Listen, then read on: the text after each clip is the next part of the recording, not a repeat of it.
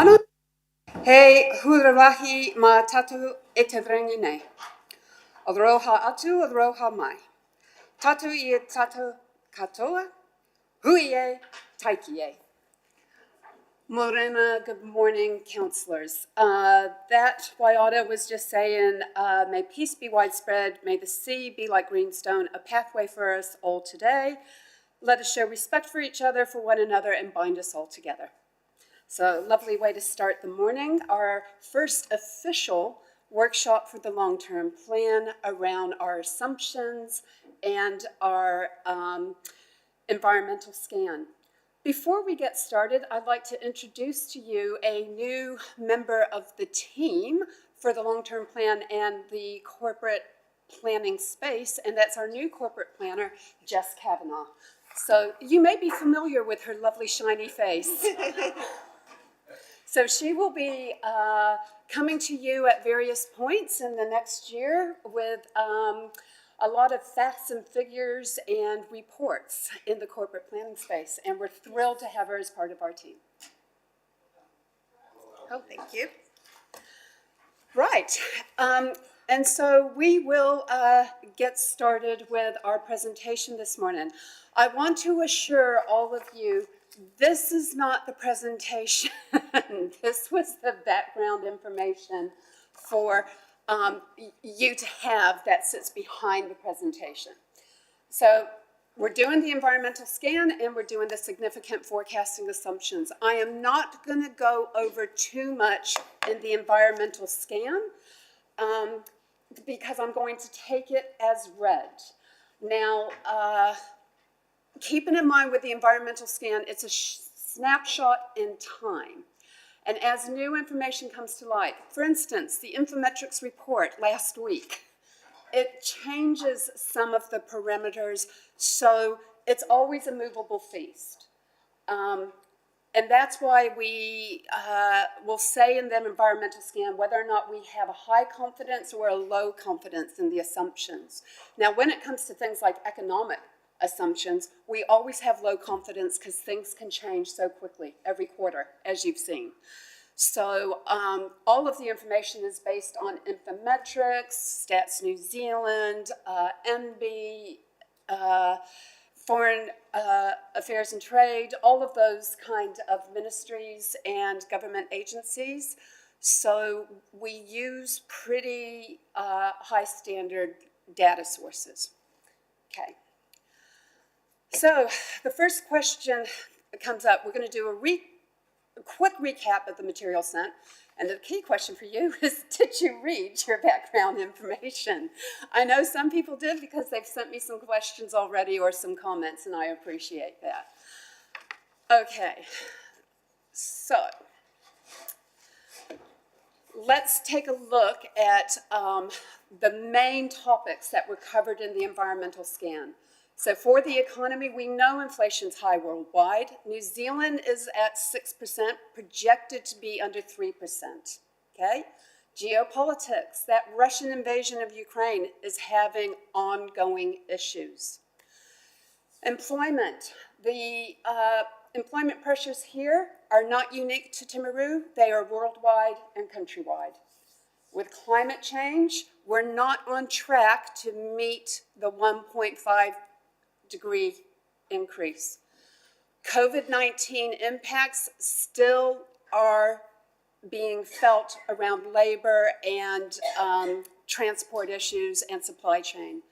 And then, of course, we have the TDC specific issues around government legislative changes, employment, rising rates. So this is an open discussion when we get to the significant forecasting assumptions. These are the non-financial ones because Burl have not released the financial CPI adjustments, all of those things that we expect. They do it at the end of August, so we expect to get it in the next week or so, and we will bring those to you. There's only about 8 financial assumptions, and it's things like what's the interest rate that we're basing it on, the CPI adjustments, cash borrowing, those type of things. But there will be a separate session on those when we actually have them to Burl, and we'll send you the information.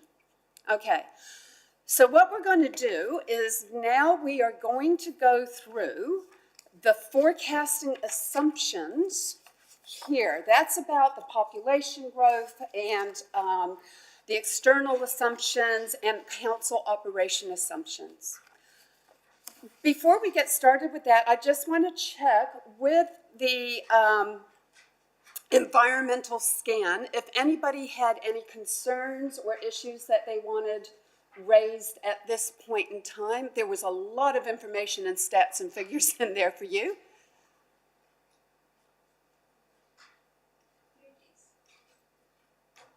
Councillor Pye? Well, lots, but do you mean now, or are you going to stick through each one? I'm not stepping through the environmental scan, I'm stepping through the assumptions. Okay, I'm taking the environmental scan as read because they're just stats, facts, and figures from different agencies collated for you as a snapshot in time. And my question is, having read all of those, is there anything that stands out to you that we need to look at again? Go for it, Michelle. 2 pages worth? Or 3? 4. 2.5. Go for it. No, there's a couple of main ones that might relate to the assumptions, so maybe just tell me if we should talk about them later. But the first one is they talk about construction activity has peaked. And I kind of think, won't that lead to decreased prices? Yet we keep just talking about increased prices all the time, and I'm not sure. I don't know, but I'm just not convinced about that. At 11:30, we have Miles O'Connor from Bancorp, who's going to come and talk about economic indicators in their quarterly report. That's a really good question for him, because I must, admittedly, economics, I find it a dark art. It's not an exact science, and I find that what you think logically will happen sometimes doesn't. And they always have a wonderful way to explain it away. And then, oh, sorry. No, you're was okay. Bea going to say something? Yeah, well, to that point too, Councillor Pye, the bill numbers should give some indication, and they do provide some commentary and report from memory, don't they? Very Andrew? Is that Very right? lightly, they do, yes. And that, because the bill numbers that we rely on do give some commentary on what they see as the projected price drivers for the sector, and they do break it down to things like employment, because you might expect employment, for instance, to soften, and so therefore that market may not be as tight, but we might find that if there's a forecast, for instance, if we're importing a lot of product and the exchange rate is forecast to fall, then that might be a driver of those costs. So it's that sort of thing that we look to in the bill. Then just kind of around the population growth in the household. So will you come to that? We're coming to that. That's Okay. the first two things that we'll talk about. Yeah, okay, so maybe I'll just wait till the assumptions, because they probably are aligned with that. Okay. I guess from my point of view, we haven't got any, we're just a passenger on this. And in regards to, like you put climate change, economy, geopolitics, you mentioned the Ukraine crisis is affecting what our assumptions are, but literally it all comes down to supply and demand. Yes, and they're affecting supply and demand. Yeah, but that's correcting itself now as normal. I mean, it's not really. You could say it might affect fuel prices, but that's literally what we deal with, and like a lot of why COVID. COVID's finished now, so. But the impacts from COVID haven't, and that's about supply chain issues and the price of oil and also food prices, remembering that the Ukraine supplies 20% of the world's wheat. So it's things like that, and energy, yes. So those will have ongoing effects. And if that's happening globally, there's no way little old New Zealand is not going to be impacted by those. I think a lot of people do accept that with the supply chain issues and the issues around shipping and transportation, given 99% of our goods are shipped, we had trouble getting ships to even come to New Zealand during the times of COVID COVID, sorry. And my understanding is the Ukrainian-Russian war is exacerbating that because it's very expensive for those shipping companies to come here. So what a lot of retailers or commercial businesses here have done is that they are bulk buying, so they don't require as many shipments to come. But then that does mean that you're prone to actually run out of goods, and then you're at the mercy of when the next boat will make port. Well, as an importer and an exporter, the rates, shipping rates have come right back to pre-COVID, and the availability of ships there's plenty. So there's a lot more options. They're all caught up, and there was a massive big surge. But as I say, those are things we can't. We have to just accept what's going on. Yep. Of course, it affects the commodities that are coming in, Yep. but certainly the price of oil and the goods arriving to New Zealand is actually has reduced back to pre-COVID. I don't think the price of cost oil- of transport sorry. has. I can assure you that. Why is our petrol so high? It's much more expensive than it was at COVID. Put the thing back, put the tax Exactly, back. we're dealing with over 50%, they've calculated over 50% of inflation is actually due to corporate profits. And the other thing, I've been out looking for services for work, professional services. Yes? And the people that we're quoting have realised now they have to reduce their rates because competition, supply and demand, again, that has actually come back to pre-COVID and high construction levels.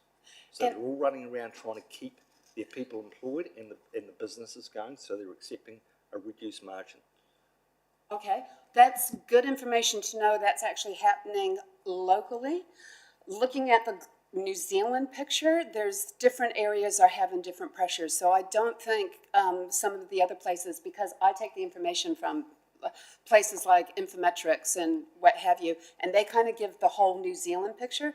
So I've yet to see the report that says it's being reduced nationwide, because at the moment they still have the narrative. But I really welcome you to raise that with Miles O'Connor, because he will have a better oversight of what's happening nationally. And keeping in mind, please, that the Infometrics report I used was based on 2022. They've only just come out at the very end of last week with their quarterly report for June, which paints a slightly different picture. And we can adjust those, the environmental scan to suit. And that's why I say our assumptions about the economy tend to be low because things are so dynamic and they can change so quickly. Okay, so I'll move on to our assumptions now. So the first one, we're looking at this series of population and growth. And is there any way we can move that box, Tanya? Yeah. Can we move it to the top left? Yeah, thank you. Okay, so we base these projections on Stats New Zealand. If you read the information in front of you, you will actually see the population growth in Timaru since 1996 has been 5,000 people. You peaked with immigration in the year 2020 when you had 490 immigrants move into the district. Last year, you had 0.0 population growth, which means for every person who came in, somebody left or died. You don't have a high birth rate in this district. That's not a space I'm suggesting council get into to address, by the way. Okay, not at all. So we're looking at a base assumption that it's projected to increase to 49,700 by 2033, reaching 51,000 by 2053, so at a 0.2% average annual increase. Keeping in mind that immigration and growth is suppressed around the country, but in Timaru, it's more relevant about your changing demographics in your population. And what the information is showing us is that your growth and pressure points come from industry. And I think you'll find people in the roading department who are addressing a lot of it will say the same, because it's about the big truck movements, about the increased traffic with flow, not so much about increased pressure on the housing market, because as has been reported, we have a decline in number of building consents. So it's not the population growth, but those things can change, which is why your LTP is reviewed every 3 years. So if you do have a surge in population for one reason or another, and I promise you, after the earthquakes, Selwyn certainly changed their population growth figures. And so did Ashburton, and so did Wynack. So events like that can have an impact, but at the moment, in the absence of anything like that, we're just basing it on past growth and the status quo. So it does conflict with aspirational figures that have been touted by agencies responsible for growth, but it's appropriate that they strive towards aspirations. You have to budget on what you say your population is growing by. So if you were to use an aspirational figure that had tens of thousands of people, you'd have to put in the infrastructure and budget for that in your 10-year plan. Comments, please. But the developer pays for the infrastructure to install it. So if they are going to develop land, they pay for it. They take the risk. That's not altogether true for all infrastructure. So all the services like the sewerage, the roading and what have you, a lot of those access things are actually put in by council to allow for subdivisions to happen, or the developer will do some of them, but we'll get Mr. Cooper to actually come and talk to you about that. Thank you, lucky me. It's a difficult conversation or a difficult topic to cover off, but what we have is in the Local Government Act as well as in the RMA, we need a foundation of evidence in data that we can point to and demonstrate in order to fund infrastructure that might be required for growth. Whether that's industrial or residential. Aspirationally, of course, we all want the town to grow because that makes us a more attractive place to live and attracts more people. The more people you attract, the more you attract. And also you attract those better schools, better hospitals, more funding from central government, etc. So that's the want. What we have in the statistics is a fairly, not flat, but a very, very slow increase in population over time. And that's provided by Stats New Zealand. So we have a bit of a tension between aspiration and what the stats tell us. And that's a difficult conversation for council. In terms of that aspirational stuff, if we were to build it and they will come, have that attitude where we provide an opportunity for growth, then in the absence of the private market doing that and taking that risk, because the margins are sufficient that they're fairly comfortable with the risk and that they'll make the money that they need to make, they would have come with private plan changes. In the absence of people knocking on our door for a private plan change, it would suggest that those margins are not quite there. So maybe this is a conversation through this LTP process for council to think about what are the levers that we can pull if council wants that aspirational view. But the levers will be de-risking it for a developer to partner with, for example, so that you can control outcome in terms of affordability of housing at the other end, but investing up front and taking some of the risk out of the equation to make it more viable for that developer to partner with council. So those are the sorts of things you can talk about to, I suppose, break the cycle, as it were, that's been described here. And I believe that was the wording in the executive summary of the Collier's report as well. It is a cycle that Collier's didn't anticipate much of a change when they looked at our market and placed us and had a look at our neighbouring towns as well.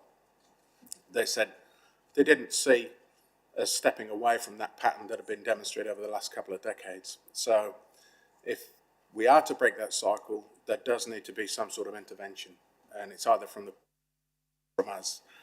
And like I say, in the absence of a plan change from the private sector, that only leaves us at the table, really. So I guess we have fixed infrastructure. Okay, now if you're saying if we open up more land and actually say do allow private development, or shall I say development of more say sewers required, what capacity actually have we got? We've got a millistream plant. What actually efficiency is that operating? Is it actually at 50% or is it actually at 100%?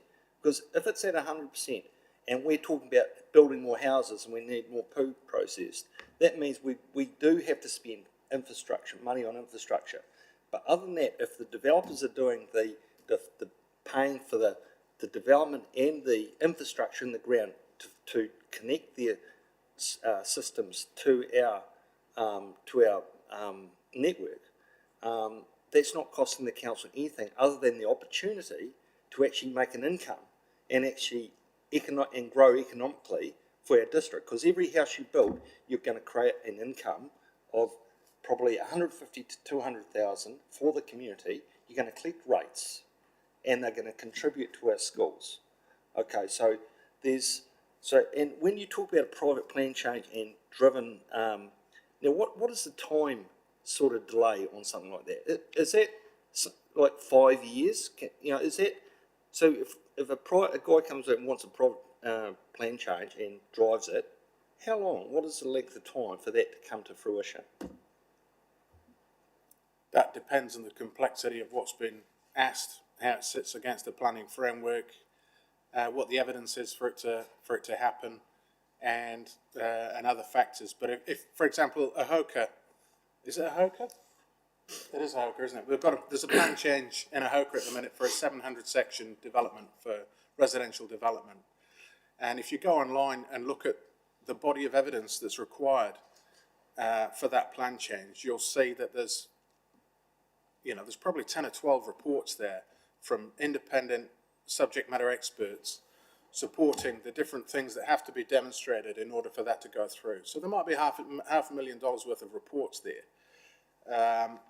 And infrastructure is a consideration and a part of that process. So it's a plan change is not a small undertaking. It requires investment and effort, and there's sometimes you can't guarantee outcome unless it meets all the criteria of the planning framework, and that's self-evident in the information that's provided. So it's not simple. It could take 2 years. It could take 5 years. It depends. Just in response to the actual capacity of the infrastructure, so our trunk infrastructure, our treatment facilities, etc., our trunk water mains, pipelines, they do have a lot of capacity still left in them. In fact, a lot of the demand is actually driven by industrial use. Very little is actually done by domestic use. So, water supplies, it really comes down to your firefighting flows are your big criteria there. Your domestic demand is minimal compared to that. So, we are in a really good space. As you know, we are looking at upgrading our Timaru water treatment plant, and that's not about increasing demand. It's about, supply. It's about being able to more about reliability and the fact that we can't treat water when it's dirty at the headworks. So we're getting more reliable infrastructure there. Have you ever done any work around the benefits of actually building a house and seeing what the economic impact is on, you've got the infrastructure. What's that going to add and contribute to? And there will be a benefit cost. And there may be a deficit for a start. I'm unsure. But unless you probably start changing how things flip things around, we're going to just continue to be a retirement home. And so, you know, we've got to change those settings, and I'm concerned to hear what I hear right now, is in it's not actually this. We've got an opportunity, potentially, and it's actually the support's not there. But as a council, we need to be looking to actually shortcut that and actually make some decisions to fast track some of the activity. So I don't know. I just a Yes, little bit concerned about it. I understand the sentiment, and that's been here since I started here, and I've tried to work within the rules to push as much as that can be pushed in terms of substantiating it in evidence. I can't go beyond what the evidence says in terms of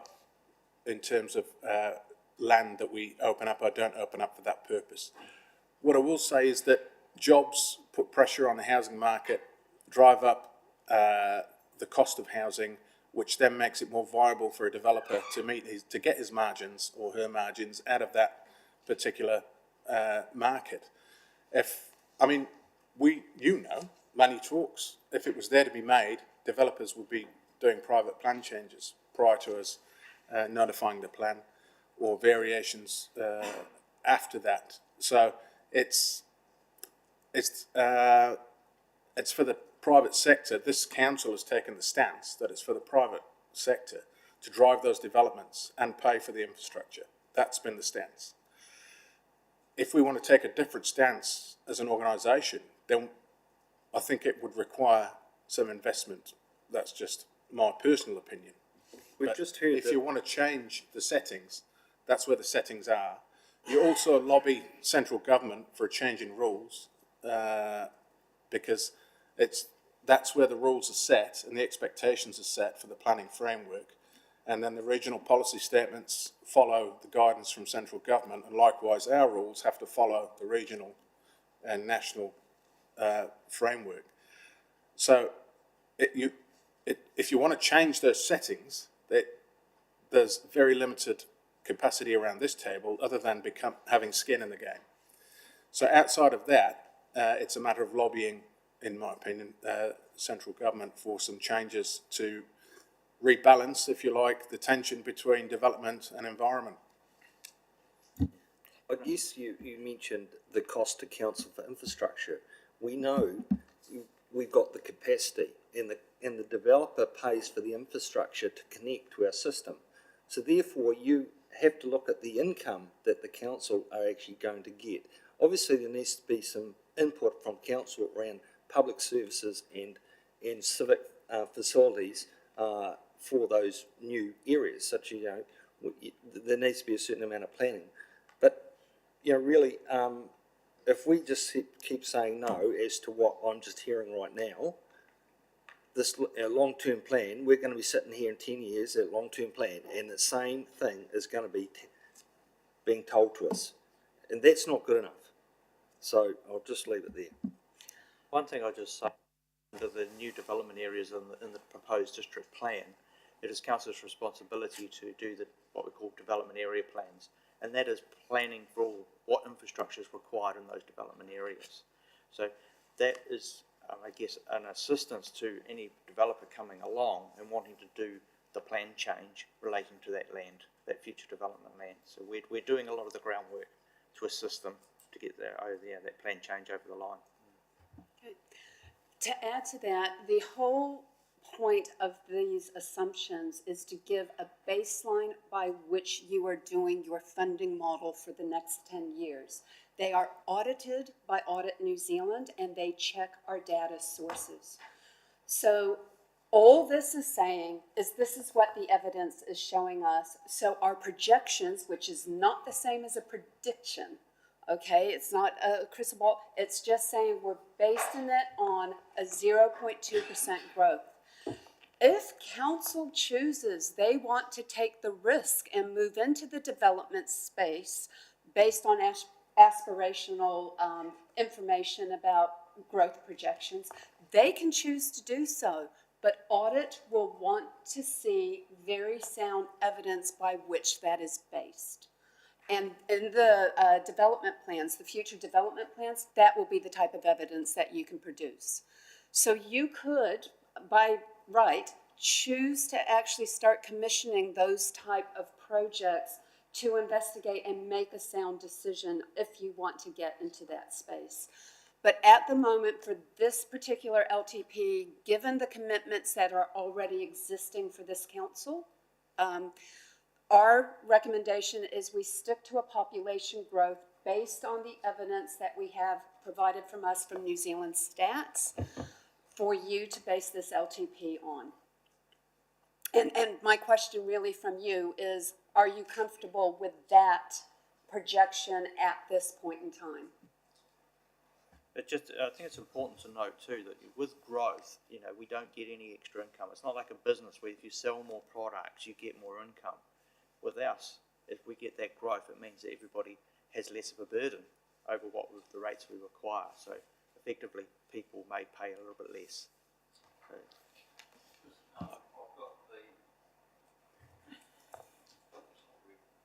That's because I think I've wanted to juice you. Michelle almost had to wake me up. No, look, I'm a bit with Alan. We've got to be more enabling. We go by textbook. We go, we can't do this, we can't do that. The land we've got isn't flat. The areas that we're proposing changes things, but we seem to go back to the textbook and say, oh, well, these guys, they say our population's going to go. Burl, whoever figures we used last year were wildly inaccurate, but we've got to use them. Where's the joy of trying to enable things, trying to be at the front end instead of at the back end? That's my problem with this process, and I agree with Alan. Where is our aspirational stuff within this plan if we're just going to take all the textbook and all the standard steps everyone takes? We're not going to get ahead of the Mid-Canterbury's, North Otago's, Waitaki, Ashburton district councils. We're just going to trundle along behind them, and that's not where I want to be. Can I just add to that before you answer? Because it's along the same theme. I 100% agree. I feel like we're on the bus rather than driving it. And Paul, you talked about if we want change, we need a circuit breaker. So what is that circuit breaker? And do we need to look at what are the barriers to development here, and maybe council sharing some of the costs of development? And I know that'll come at a cost, but long term it should come at a benefit. And I feel like we're not even looking at what that might look like. And perhaps because I just feel exactly what Alan and Stuart said, we're just going to do nothing and we're going to be ending up on the same trajectory in 10 years' time.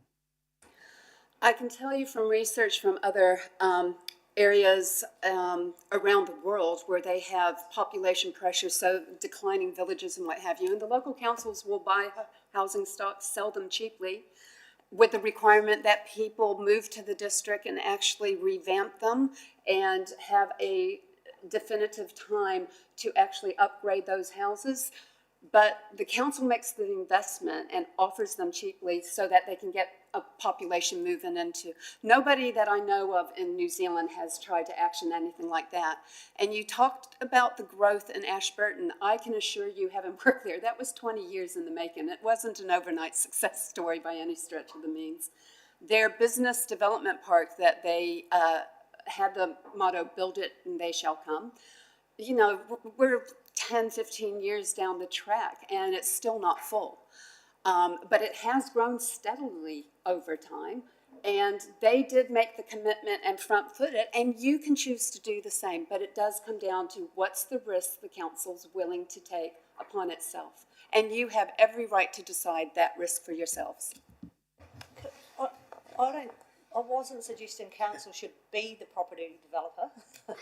I'm just suggesting that maybe we should share some of the costs with the private property developers to make it more attractive and increase those margins so they do want to come here and develop property. You are one of the very few councillors that doesn't charge development contributions.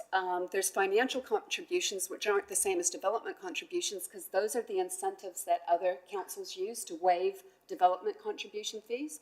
So you can look at waiving your financial contributions if you like, but if it does mean that the flow-on effect is your ratepayers pick up that cost.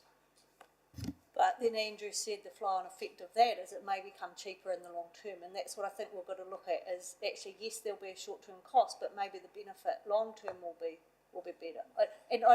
I'm not saying it will be, I'm saying we don't know and we need to have a look at that. That's the risk, yes, that you're taking. And so what you can do through this LTP is actually to commission a investigation into that and provide you with some options. If that's the space that you actually want to go in for development in partnerships and look at something that you can do to be more proactive in that space, is by all means, this is the LTP to actually get that ball rolling if you want to do that. Okay, on the back of that, that sounds good. So we don't forget about that. Who's taking notes other than us so we get a paper on that? Because this is my frustration. I rolled through this last time and we had the same figures and we ended up in the same place. I take your point about Ashburton, might have taken 10 years, but we haven't even started. So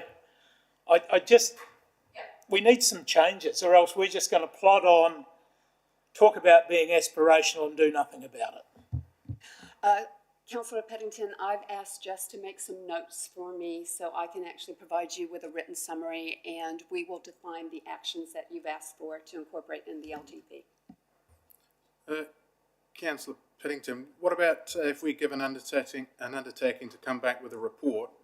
Because obviously in a workshop environment, we don't want to be going down the path of making a decision, but we bring that report to either Environmental Services Committee or Council and have this debate with the potential then to make a decision and give direction. Yeah, look, that'd be fantastic. And I realise you're doing your job and I don't have a problem with that, but it's just the same process we went through 3 years ago. We kind of talked about the same thing, being aspirational and enabling, and the feedback I get from the community is we're not. There's no more land available. It's all scientific, but if suddenly we had 250 new houses, we might attract new people. There might be 250 more ratepayers helping ease the cost.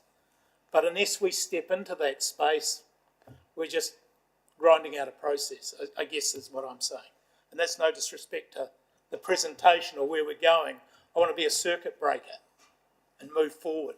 So we will come back to you through possibly Environmental Services Committee for that report, or possibly through development. I'm not sure yet, but we'll make note that you want a report. So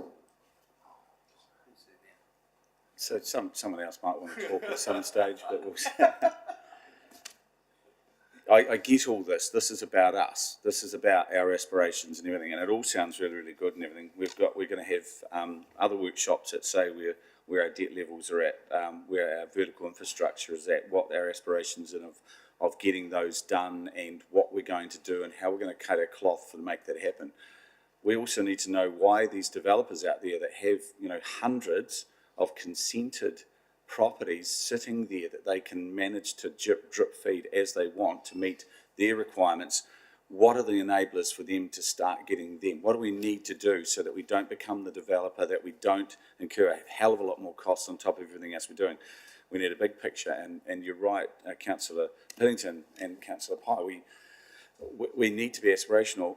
There are levers there that work against that, because we also have to meet the requirements of what the auditor says, that we can say, this is what we're going to do in this time, but how are we going to make it happen? So all those things need to come together, but at the end of the day, it's about us. If we want to do it, let's just get on and put the foot on the accelerator. So, sorry, can I ask, do we accept this population growth figure based on stats, or do we want to change it? Because that's the key question. So the question is it goes back to our audit, because actually we can accept these for audit and go down a different path. Yeah. Because if the audit's going to question them, then we know and love our relationship with audit.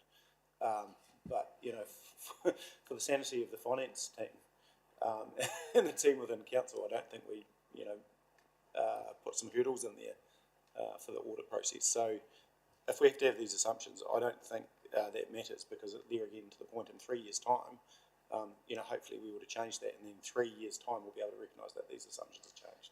So I wouldn't get too caught up on whether it's 0.2% and we do or don't agree with it. Yeah, personally. Yeah, look, I don't think we can change the assumptions because they are factual and they've got to be audited. Don't have a problem with that. I'm asking how we, as a council and you as council officers, can break the circuit and move it forward. I've got no problem with the assumptions because we've got no reason or ability to change them. Thank you, councillors.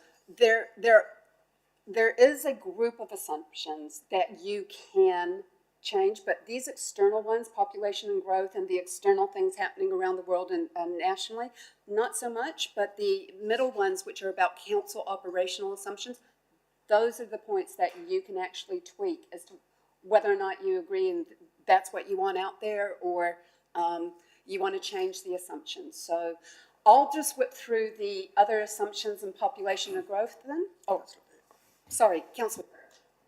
Oh, no, I was just going to say one of the other drivers is a population dynamic around that increasing age group that are likely to retire. And so what are the triggers for them to downsize? What do they do? Are they rebuilding or are they downsizing into existing properties? And what pressure or tension is there on retirement villages? We hear all sorts of rumours around the community about potential development around that, because if that's there and that's available and it's affordable, you're going to get people moving into that, which then starts to mean that there's stock for other houses available and those things. They're all key things that we need factored into there as well. Thank you, Councillor Burt, which brings me to the next assumption, that is saying that your population is aging and will age significantly, and you're going to become more ethnically diverse. Still going to have an 85% Eurocentric population base in 2050, but you will have more newcomers coming to the district, which is why you have a Welcoming Communities program now. Looking to build on that. So that's just, it is what it is, and we need to encourage more younger people to come to the district. Yeah, I don't accept that. I've got some facts from our neighbour Ashburton here, and their growth rate is in the same period. Ours was 11.2%, theirs is 41%. They sold 1,000 sections, we were 50% less. Okay, yet our sales were considerably faster. So what I'm saying, there's a direct correlation there between having property and opportunities available for people to come and build at a competitive price to attract people. So your assumptions are based around not actually what's happening here at a local level. I'm sorry, I'm not sure how that relates to what we were talking about. Well, population growth. Well, mine's based on Stats New Zealand. I can't find a more valid source of data, sir. Well, I'm just comparing us to our neighbour who we actually compete with for people to come in and settle and contribute. And they have got more growth, but that hasn't always been the case for them. Well, they have had a lot more sections at a budget cost price to actually for people to come and get that and meet that aspiration, such as Rolleston people. And they've invested a lot more in infrastructure in kind of semi-rural areas around there. So a lot of the people up there have been paying what they call half rates, which means they have the ability to connect onto a service because the services are there, but they haven't yet because they don't connect them until there's so many houses. So it's a whole different model of planning that they do compared to here at the moment. And normally you would actually develop a spatial plan, and that's what we should be doing as a long-term plan as to where our town is going to grow to. And therefore, we get the land activation for the plan change. It's in place because it's been identified.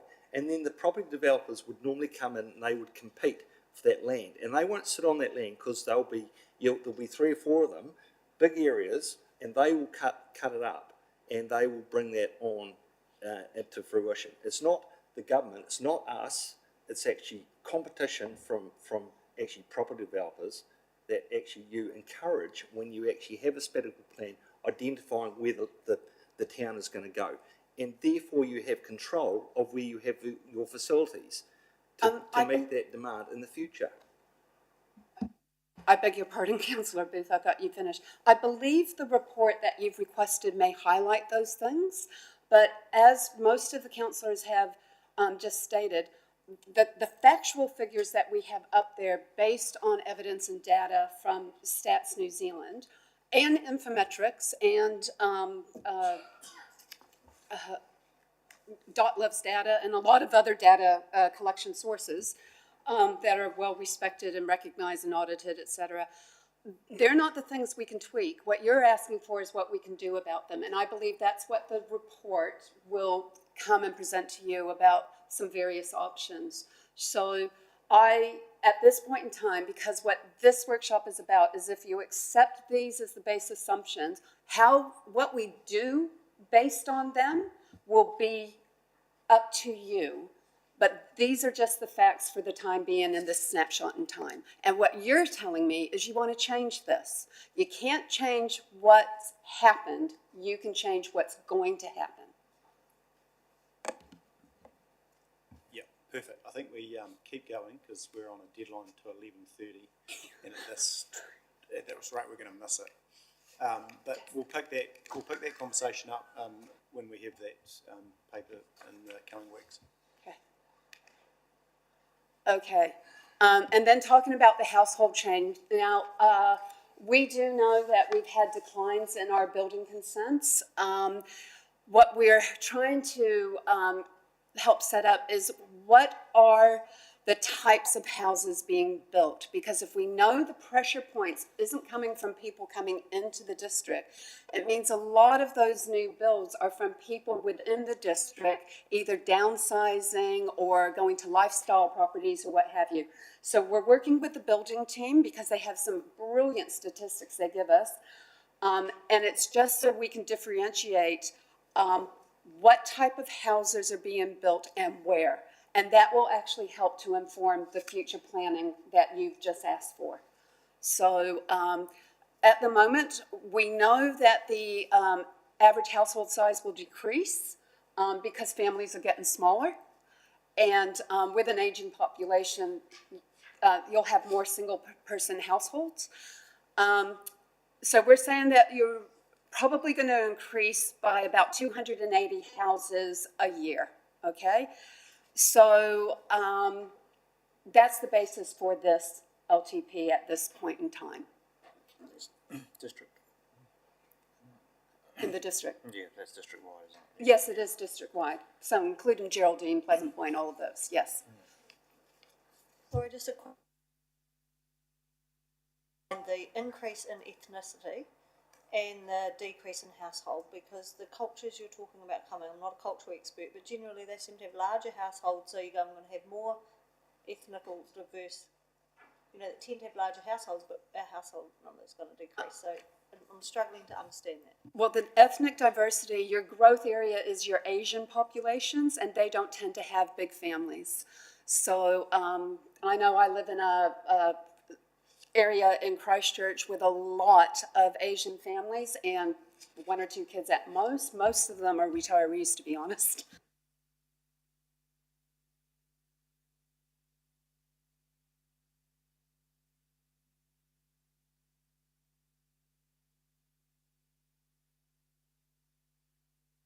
So this assumption was based, of course, when we had stronger economic growth than the rest of New Zealand in 2022. 2023 up to June has shown that we're slightly behind. We have dropped, we've got probably about half of the economic growth that we had, but we haven't finished the full year as of yet. Our assumption that for the time being, your economic growth will continue to be stronger than your population growth, driven by the local industry and contributing to your low unemployment levels. You've had very good employment levels, even at times of people struggling to actually find workers. So Timaru has punched above its weight in this particular demographic and factor. So that's our base assumption. Are you comfortable if we continue along that line of thought?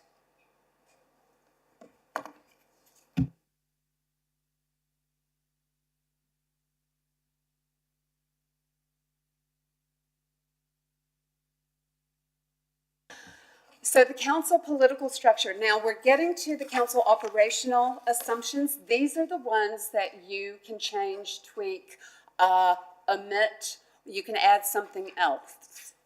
Something else. So for the political structure, our assumption, I'll go back. Our assumption is the representation review being conducted in 2023 will result in no significant change to the council's political structure. It may alter some of the boundaries of the voting areas, but we're saying that we still expect you to have the same number of representatives.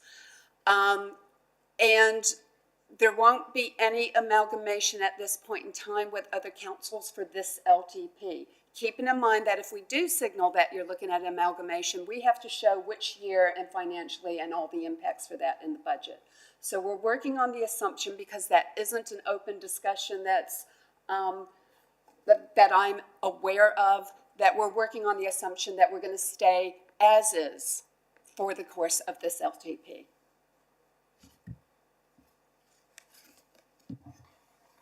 Can you just, for the public, clarify that that is just an assumption? Because when you read it, it looks like it's a done deal in consultation, and the process is a waste of time. Yeah, no. The whole point of the representation review is to assess, do we have the right number of representatives per population base? And there's a lot of analysis that goes through comparing you to other districts. You did such a robust representation review about 6 years ago. And by and large, the feedback that we've had from the community is that they feel well represented by the numbers that we have. One of the things they may choose is about the Maori ward, but we don't see that the number changing, because you're right on point with nationwide as far as the ratio of population. The assumption is not a prediction, it's just what we're basing our financial model on.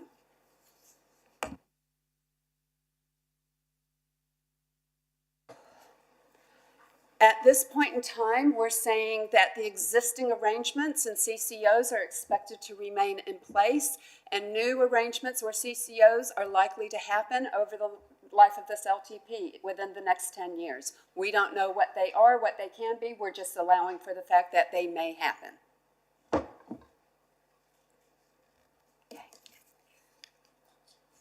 The next assumption that we're talking about is the level of service. Now, this is something that will become more and more critical as we go through the LTP, where you're looking at levels of service and the rating impact of them.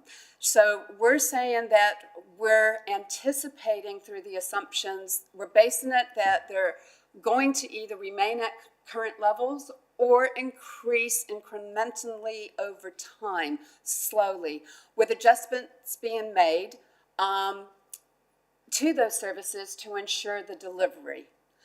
So if you're comfortable that we're saying we expect things to stay the same or improve, we will maintain that assumption as is, unless you want to actually address it and say, you may critically review it, there may be changes to the level of service. It's up to you if you want to change that.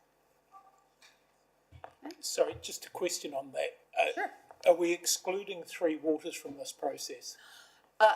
Yes, sir, Three Waters, we'll get to that coming up, but Three Waters legally does not have to be in your infrastructure strategy, and is only needing to be in the first year or 2 years, depending on when your transition date is, in your LTP. 2 years.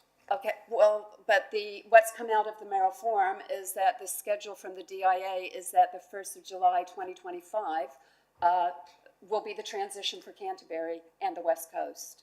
So they're saying it's going to be 1 year. So I guess that my point is that would reduce the level of service, because they're taking it off us, and who knows what might happen. And I mean, the government might change as well, but yeah. I just want clarity. So what are we picking just that we would increase service on? We don't know yet until we have the activity management plans, and you'll see that when you make the decision, when you go around and have that AMP roadshow. If somebody, if somebody's proposing to change the level of service, they have to produce a business case to actually show and justify that. Yeah, okay, thank you. Cool. And for the record, we will include the levels of service for waters for the year or years, 2 years, that we have it in the LTP. I think what through that AMPS process would be good to understand for us is that officers give thought to what a change of service looks like within their group or part of council, and what the cost ramifications, i.e. increase, decrease, would look like. Yeah. We have put in the AMP business case template that they do have to quantify a change in the level of service, usually for an increase in the level of service, but if you're looking at where they could possibly make cost savings, that's about determining the value for money. And the difference would be between having a satisfaction rate between 90% or 95%. Is it worthwhile the extra investment that you do for that 5%? That would be the type of analysis that you would expect to see. Okay. Yeah, I mean, my point is, those are the questions that this group will ask, is around numbers, so be ready. So for resource consents, we're going to say the conditions of new and renewed resource consents will be more rigorous and will likely take longer to obtain, and that's because of all of the RMA changes. And I think Mr. Cooper can attest to that. More expensive as well. I thought new RMA was supposed to make things easier. The 900 pages of RMA has been replaced with about 12 or 1300 pages, making it far more simple. So we look forward to the new legislation. So this assumption's based on your staffing levels and accommodation. And this one is a bit of a dichotomy because we're talking about staff numbers and accommodation needs will increase by the end of 2034. However, associated with the changing local government responsibilities, economic growth, and increased customer expectations. However, a caveat to that is if Three Waters indeed does transition out within the next 2 years, that will alleviate the pressures for accommodation in-house. But we don't know what that will look like because it may be for the new entity, they lease space here and keep the people here. We just don't know. So this is a funny assumption. We do know that you're going to need more staff because of the increased responsibilities from central government legislative changes, because it's traditionally what they've always done is that they make these new regulations that councils have to adhere to, and we have to enforce it or enact it, and it requires resource. So I'm not sure I agree with that one, because on one hand you just said our LTP has Three Waters for 1 year, and then on the other hand you're going, but we will still have the staff, and I just, I'm not sure if I agree with that, and I just wonder if we're taking into account the changing nature of work and flexible working and working. You know, a lot of companies now kind of, you know, have office space for 80% and even lower of their requirements. hybrid working spaces is almost the norm now, I agree. And if everybody employed currently at TDC was in-house for a day, there's not enough desk space as is now. If Three Waters does transition out, but remember, we don't know if they will physically transition out as in the number of workers, or if it's just the responsibilities go. If they all go part and parcel, problem solved. That assumption isn't an issue at all. I also wonder, is in this plan that we think about maybe having offices or kind of satellite places in some of our smaller communities that mitigates a lot of risk, also supports those smaller communities, could be a cost saving, and is that where we look at this rather than having everyone in one place? You're talking about service centers, as is common in a lot of other councils. not just having the service centre people there, it also comes down to climate change, if you like, and that people aren't driving into Timaru all the time and they're actually working somewhere closer to their house. Some hot desks in Geraldine and Tomoka. We had service centres in Christchurch where you had planners at the various locations, so people could actually go in for consent applications at those places rather than having to come into town. And, we had a lot of other core services on site, so it is possible. I think to your point, Councillor Pye, a point here, and this will be tricky, and how it will shape, I don't know that many of us have much idea yet, but the rise of artificial intelligence, and if anybody goes to ChatGPT and puts in material, they will see the speed at which it generates. Now, in a period of 3 to 4 or 5 years, you may well find that changes very significantly the dynamic, but it will also change the skills that are required. And I think we get to some of those assumptions later on, but I suppose there is a real dilemma here as we transition into this space about what it is that is needed. But at the present, I guess what we're saying is we're not going to move to a virtual environment. We're going to remain with a fixed abode, if you like, and there might be some satellite offices, and we'll still need people for front delivery of services in some shape or form. But what that shape and form will look like, of course, is the challenge. I guess some of my question also is back to what Stu was saying before. When in this process do we have those conversations? Like, are we going to get down the track and go, well, no, you all agree to those assumptions, so we're just going off in this direction? That's probably my challenge. I would say when the AMPs come to you, because that's when you actually are talking to the activity managers, and perfect opportunity to actually raise proposals. The AMPs are not signed off until the LTP is signed off. So you have the opportunity to help shape some of those things. Okay. To add to that, I think it's the AMPs that kind of give life to these assumptions, give them some sort of form where you realise how we look at it, an activity. So if we take, say, something like parks and reserves or libraries, we then say, well, this is the area we need, because we're not projecting our population to double, we're projecting a rather incremental growth. So it's where you see those in the AMPs, that the activity management plans is where you see the life of these assumptions start to have sort of their leverage, if you like, or their traction.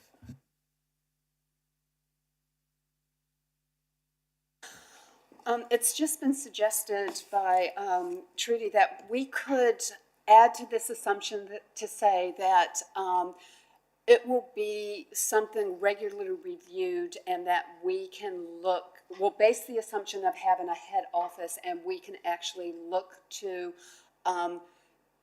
different delivery models, which would incorporate having some remote locations, hybrid, virtual applications, virtual meetings for consent applications, all of those kind of things. So we could actually add to that. And we can also add a clause to that about three waters. So saying that if this assumption's based on the three water staff staying in situ, or we can change the assumption to say that our staffing levels and delivery of services are likely to change over the next 10 years. Keep it that high level. What about the possibility of a rationalisation of our districts, consolidation, I guess, and that potentially could happen within the next 10 years. That's going to turn everything on its head, isn't it? Could you explain consolidation of what, sir? Well, I think you'll find that as where the services required by local government councils to provide, there's probably going to be a rationalisation in councils, if you like, and areas being consolidated into, I guess, bigger districts. And so they are able to supply, because you probably, at this stage, the smaller councils are probably struggling to supply the services that are being required. And so there's a good chance, I would have thought, within the next period of 10 years, that the boundaries will be extended dramatically and we will be part of a bigger group. And that will change things dramatically from is there any consideration to that? Well, that comes to our first and second assumption around the political structure. And because what you're leading to is about amalgamation and also shared service arrangements. And so what we're saying is, based on what we know now, because there are no definitive plans telling us that we're going to be amalgamating, keeping in mind that things can change, and if they do change, you have the ability to make an LTP amendment through any annual plan if need be, if it's a very quick change, or you would make the amendment in your next LTP. And for the shared service agreements, I know that we work in partnership with a lot of the smaller councils now to get better contracts and what have you, and our assumption is those will continue and there's likely to be more. I think the reality is, though, probably by the end of this next 10-year plan, that amalgamation would have to happen. You know, we're driving to more shared services now, but I would say that by 34, my pick is the councils be merged, these three at least. Yeah. But is it something we can put in the plan? Probably not. Right, and so the last operational assumption was talking about the strategic and significant assets. In here, I have stipulated around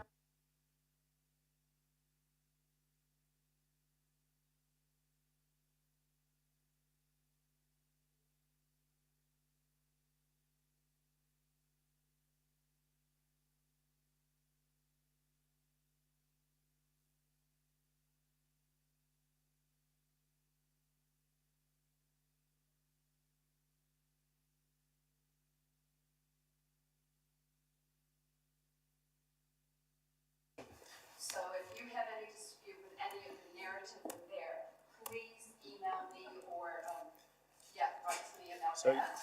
Vinci, we will need to post-election though, just work through a few of these because they will are highly likely Whole to new change. landscape, Yeah. a whole new landscape.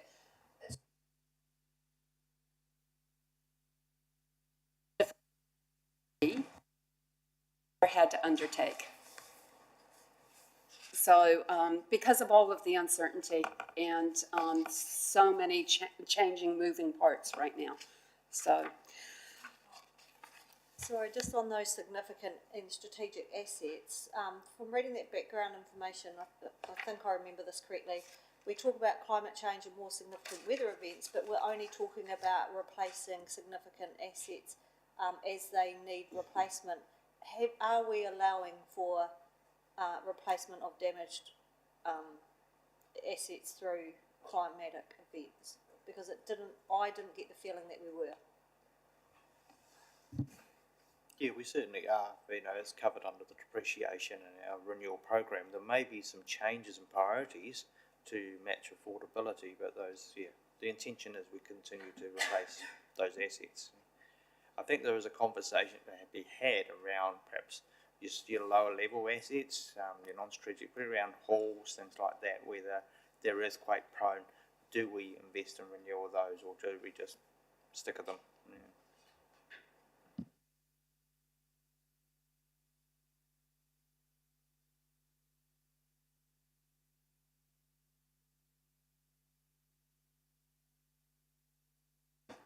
When do we talk about that?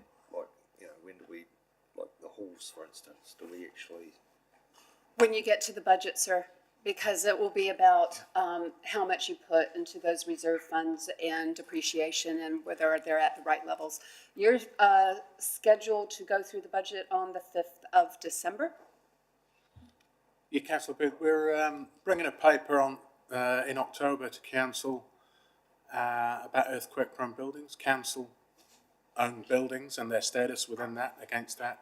And I think that might help inform that conversation or be the start of it as well. So you could bring that into your thinking in terms of the long-term plan process as well. Is there anything in there around the usage and the trends around the halls? Is Nicole? No, she's not here. She's not here. I'm not certain, actually. Mr. Karen, are you aware of any work that's underway to establish the usage of those assets? It might be something that we do through the process, Councillor Booth. It's certainly part of the consideration in terms of, for example, if you've got an old 130-year-old hall sat there that gets used 3 times a year and it's on a strategic route, so therefore we were required to invest in it, you've really got to ask what's the value proposition of that at that time. So these conversations will be generated, I think. Yeah, no, I think that's quite important. Stuff about what the government and the world's been up to. Affordable water reforms. This was written based on the legislation that has been passed and are now acts, so we are required by law to write our LTP under existing legislation.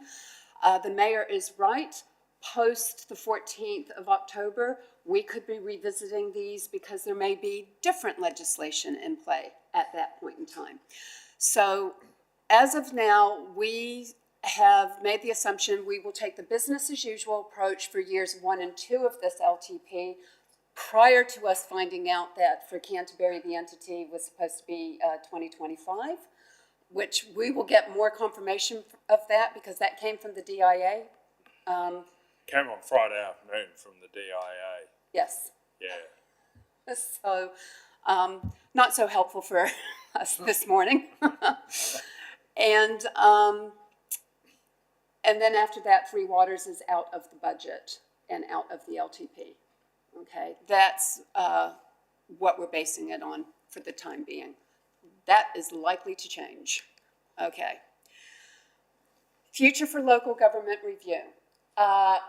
We have it on good authority that at the moment there are no anticipated changes being considered by this government based on the future for local government review, so we don't see it impacting us at all at this point in time.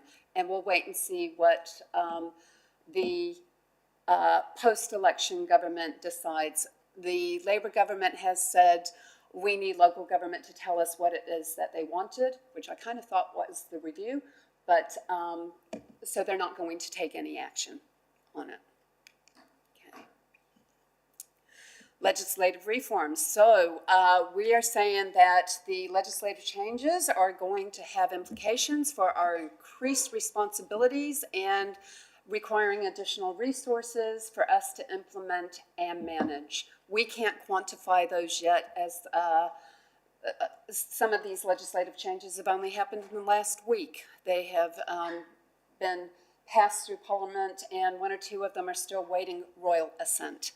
So we haven't had any chance to look at the significance of that at this point in time. Climate change. So what we're saying is that there's an increase of extreme weather events that will challenge traditional expectations and responses. Hence, Council's integrating climate change risks and mitigations in all its relevant activities and infrastructure management. And I'd like to take the opportunity to say that we have taken on board Councillor Booth's suggestion that what we're really talking about is resilience. And it's about enhancing the resilience of Council's assets, and our community. Thought you'd like that, Boothie? Okay. Sorry, just on that, if we took into Napier and Hawke's Bay recently, we've got to be a bit careful because their councils just have to fund it 50% with the government of the cost of the houses that have been red stickered. And I know there's insurance and everything, but you know, that could be $50 million. And I'm not suggesting that here, But if there was a major flood event, you know, what is our thinking around that going forward? Yeah, I think Milford Huts is a classic example that could happen. Yeah, you know, if there was a major event there, erosion or something, you know, what is the position? It's something that, yeah, council needs to consider. And keeping in mind, for every natural event, you have whatever government is in at the time on site, and those negotiations usually happen at the political level there and then. I know after the earthquakes in Christchurch, there were so many conversations going back and forth about who was going to pay for what. Same thing in Ashburton, same thing for every event here. I think in the recent events, Councillor Piddington, the government have been playing a little bit more hardball, behaving more like an insurance company than fully supporting the recovery. So they do look for the cheapest possible route, shall we say, in more recent times, because they are running out of money. I guess Andrew hit it on the head though. We're talking the Milford Huts.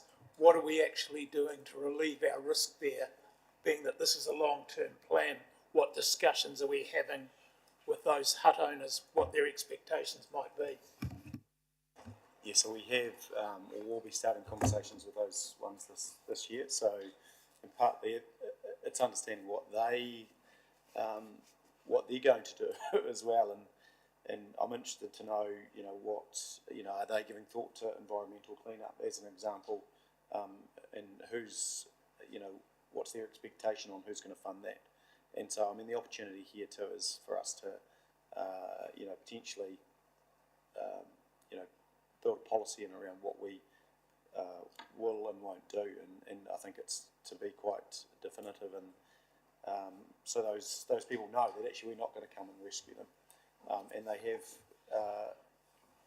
liability, and yeah, I think the opportunity is to put a line in the sand and say, hey, actually, there's a fair chance you have to meet your legal obligations, yeah, and that councils and government aren't going to come and rescue you. And remember, all these things are a choice. We all make a choice, don't we, on where we live. And sometimes it's for, you know, reasons of, you know, socio-economic reasons, effectively. But it is a choice, and there's consequences with those choices and actions. And so, South Shore resident for 17 years. Your Worship, at the Civil Defence meeting on Friday, we had John Price, who's the Director of Civil Defence at NEMA, speak, and he gave us the sobering assessment that Lloyd's had conducted a review and of countries exposed to natural risk, because it's not just flood, it's earthquake, it's fire, and we're exposed to all of those here. And New Zealand ranks, of all the countries in the world, number 2 behind Bangladesh. So we do well to be really mindful of those risks, because they sit for all of us, and that natural disaster risk for us, whether it's really high wind, whether it's fire, which could occur at the same time, flood or earthquake, they are all there, and they could visit very, very substantial costs on our communities. And you're quite right, after the Christchurch earthquakes, the government did start looking at how it managed its exposure to those costs, if I put it politely. I was just thinking, so yeah, I'll probably find out the insurance company's going to set the tone. They won't be able to finance. So, you know, and I guess that's where it comes down to us to ensure we've got those boundaries lines set, basically saying this is what's okay and what's not okay, and therefore people make decisions based around those. Agree. Pandemics, we're basing the assumption that there's going to be future pandemics. The World Health Organization has 10 viruses and bacterial infections that they are monitoring currently. Those change all the time, but we're just saying chances are something's going to happen again. Whether or not we go into lockdown is another story, but we know that there will be future pandemics. Here we go, closely linked, natural hazards and emergency events. And we've identified those, and we've actually said, you're particularly vulnerable here because of your braided rivers and your river mouth communities. And these will be more regular occurrences that actually make up a large part of your civil defense activity. Okay? And this one, this is where we're actually talking about the fourth industrial revolution or disruptive technology, and it will continue to improve and develop at a faster pace than any public sector entity can keep pace with. It will present challenges for cybersecurity and data integrity.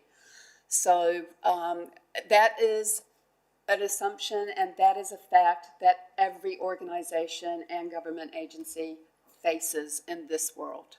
So one of the things we can do is actually have more robust policy around the use of AI as an example, because AI, it doesn't think. So what happens is it can produce something beautifully written, but it may not be true. And AI can also lie because it can take credit for something that it didn't produce because it doesn't recognize whether it did it or not. It's advancing all the time, but it's just about having some safety protocols around the use of it in your organization. It is useful. You had 2 videos I used with AI, but I controlled every word they said. Okay, not the accent so much, but yes. So it can be a useful tool. Okay, Councillor. Is that going to affect our staff requirements? Because, you know, as you know, IT and everything's getting smarter, I mean, you know, you'd think that that's what most companies are doing. They're constantly conscious of their costs and obviously still supplying the services. So traditionally, technology has always replaced labor. It's about making things easier, less physically demanding. This new revolution is coming through, and it's actually replacing thought. And so it's evolving at a faster pace than we can keep up with, and it is a likelihood that there could be some industries impacted by this. The key to getting ahead is to ensuring that you have staff who are well adept to embrace the AI to use in their jobs. But rather than making people redundant, what it might do is increase efficiencies and make you to be able to deliver a better level of service, like consenting faster or writing reports faster or something like that. So I wouldn't go out with the idea that robots are going to replace us. We're a far cry from that. There's an excellent book written by Joe Cribb called Don't Be Scared of the Robots. I have a copy. I'm happy to loan it to anybody. We're not in that space just yet, okay? But we can use it to our advantage. Sorry. Do you think we should be considering it with our representation review? Maybe we could replace a few seats around the table. I mean, I think, Councillor Booth, I'm always reminded that when the computer first arrived, we were going to have less paper, and we know how that landed. I think what it will do does change the dynamic and the skill set that people have, but there's still that element of it. And so if you go and look and use it, what you'll see is that element for critical thinking, but it can synthesise information at a phenomenal rate for you and do an enormous amount of work that would have taken maybe a day or a week, it can do within seconds. But somebody's still got to go and analyse it. So to Vincey's point, the skill mix will change, but I think we've yet to see whether it does cut a vast swathe through the need for human resource. But at the moment, it's shortening stuff rapidly, but there's still someone, as to Vincey's point, has got to go and critique it and give it some critical thought. In short, Councillor, you're not getting rid of this yet. Okay. Resource availability. This is a tension felt everywhere, and it's universal. And so resources will continue to be under pressure for a considerable amount of time, although, you know, it was heartening to hear Councillor Booth talk about he's finding a bit more freedom and there's pressures alleviating.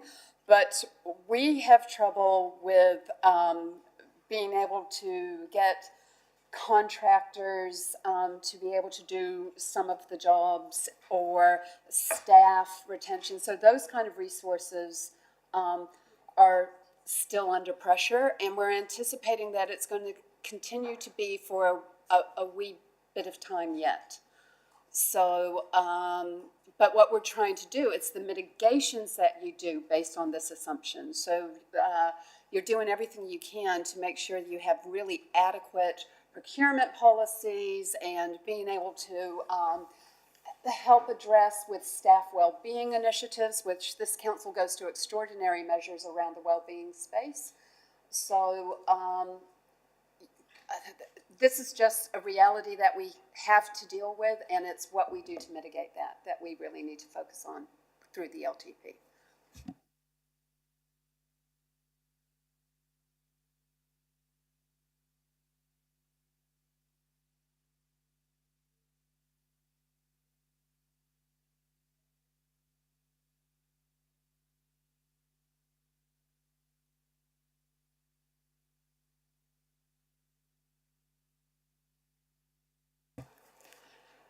What do you think your big issues are?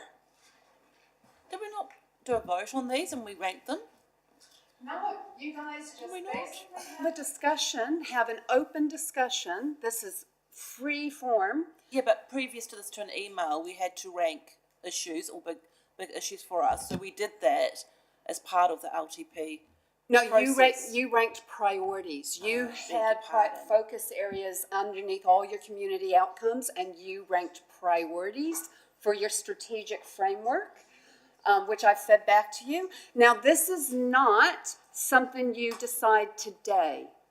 This is me planting the seed that I need you to start thinking. So the next workshop we have, I believe, is the 12th of September. And I'm going to come back and ask you, I've given you time to think about the big issues, talk to your constituents, reflect, talk with each other. What is it that you think we need to be focusing on? And we're talking about things within the council realm. If you came back to me and said, I think we have a real issue with education and healthcare, I'll go, that's awesome to hear that feedback. How can you impact on that space? And short of advocacy, very little. So I want you to think about, under your realm and your sphere of influence, what is it that you can actually help to put into this LTP to address what concerns you most? What keeps you up at night? Okay. That brings me to a conclusion to my workshop. Are there any questions, councillors? I've given you more homework already.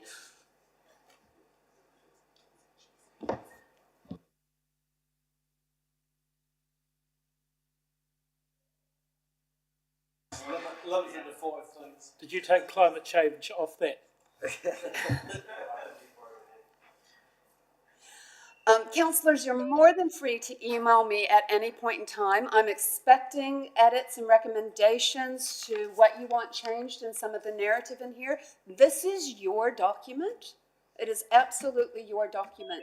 But any changes that you bring, I will bring back to you as a group to decide upon, okay?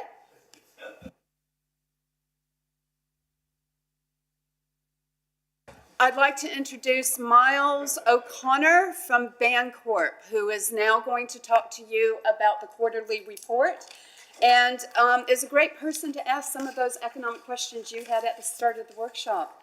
Councillors, thank you for your time, thank you for engaging, and thank you for doing your background research. Very appreciated. Have a good day.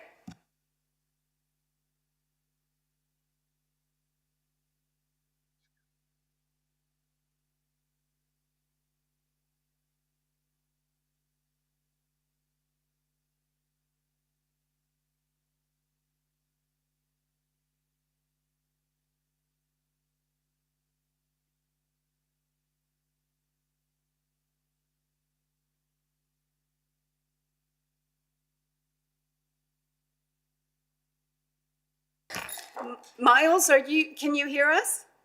Yes, Oh. can you hear me? Yes, yes. Now, counselors have a copy of your reporting dashboard that you sent me yesterday afternoon. And we will hand this over to you now. Thank you. But can you still hear me? Yes, yes, we can hear you and see you. Yes, it's flicking in and out. It's just, I'm just getting an empty council chair half the time. Yes, that's because the camera only moves to where we have the mic on, and when it doesn't, by default, it goes to the throne. Okay. The mayor's chair. Sorry.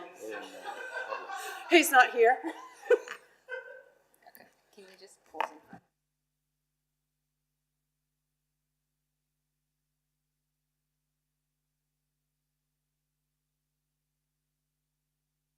Wait, can you still hear me?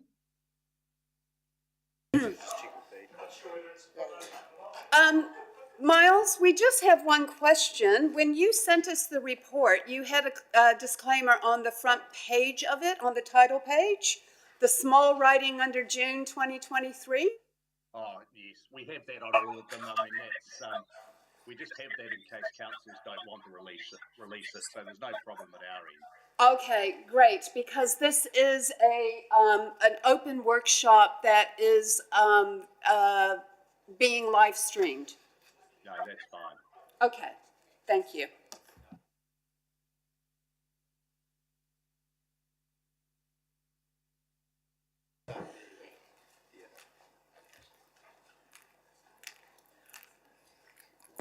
Right, so Miles, I think we're all good from our side. Right.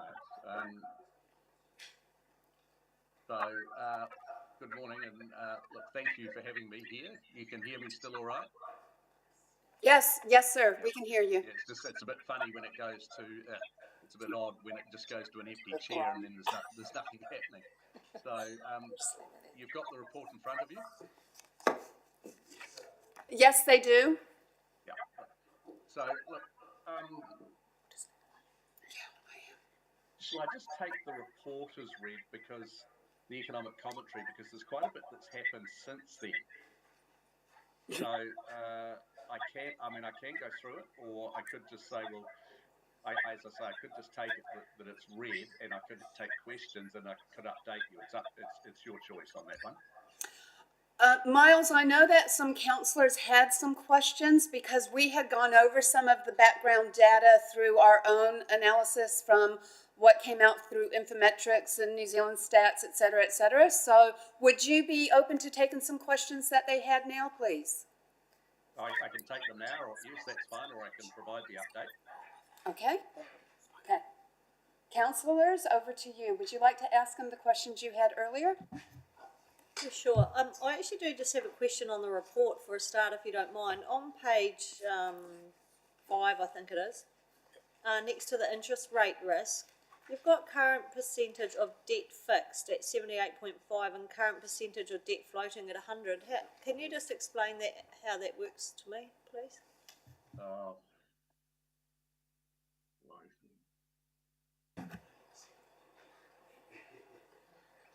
Sorry, that's probably a typo. I don't know how that one got through. I didn't spot that. My apologies. Not a good beginning. The current percentage of debt fixed is 78%. So that's the top of the green line. So on the debt and cover graph, the blue is the fixed rate debt, and the shaded blue and the shaded green are the swaps. Now, in total, that means that you have 78.5% of the debt fixed, and that equates to 161 million. So the current percentage of debt floating, I don't know what happened there. It's these metrics didn't feed through. Should be 21.5%.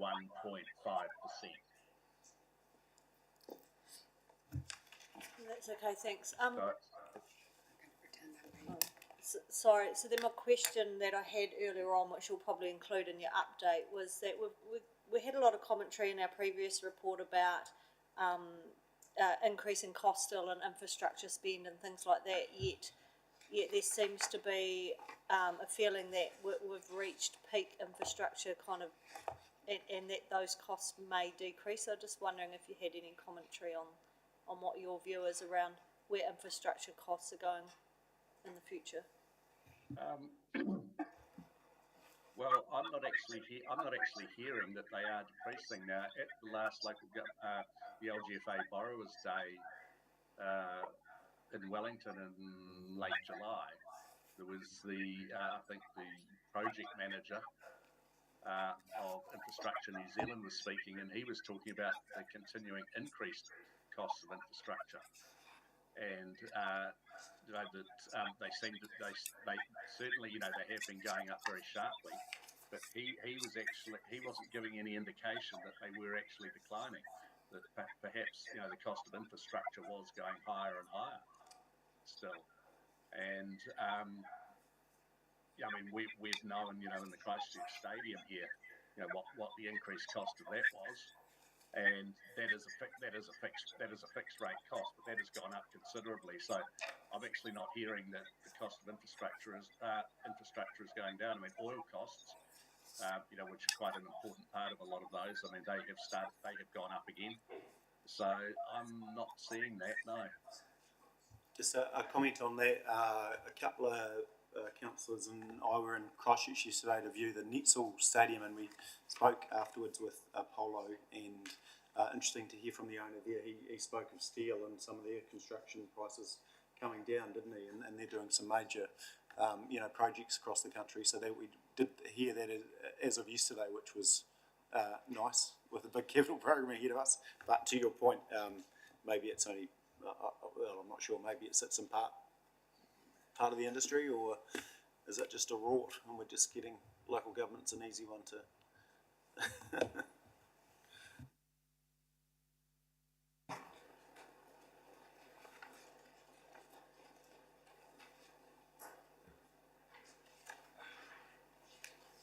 I guess, just Councillor Booth, I mean, I've been out in the market just recently looking for professional services. It's been in Christchurch mainly, but certainly the services are having to compete for the pool of business there, and that is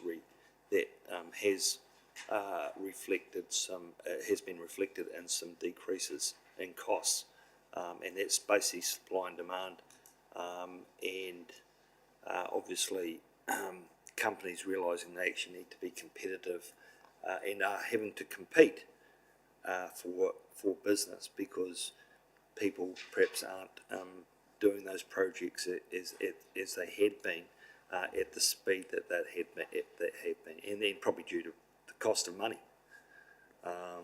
So I guess in regards to the cost of money for Timaru District, what's our interest rate? Have you done any sort of analysis on how much interest we're going to be paying, say, within the next 5 years, what we're paying now, and what, as our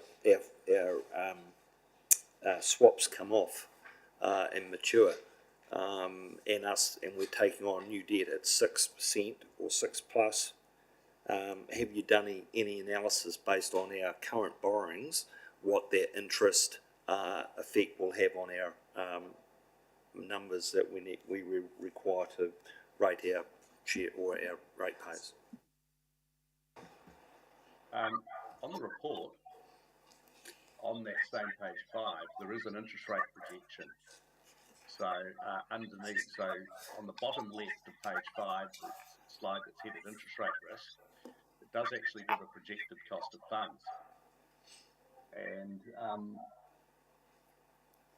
the line to look at is the solid blue line, which starts just under 4%.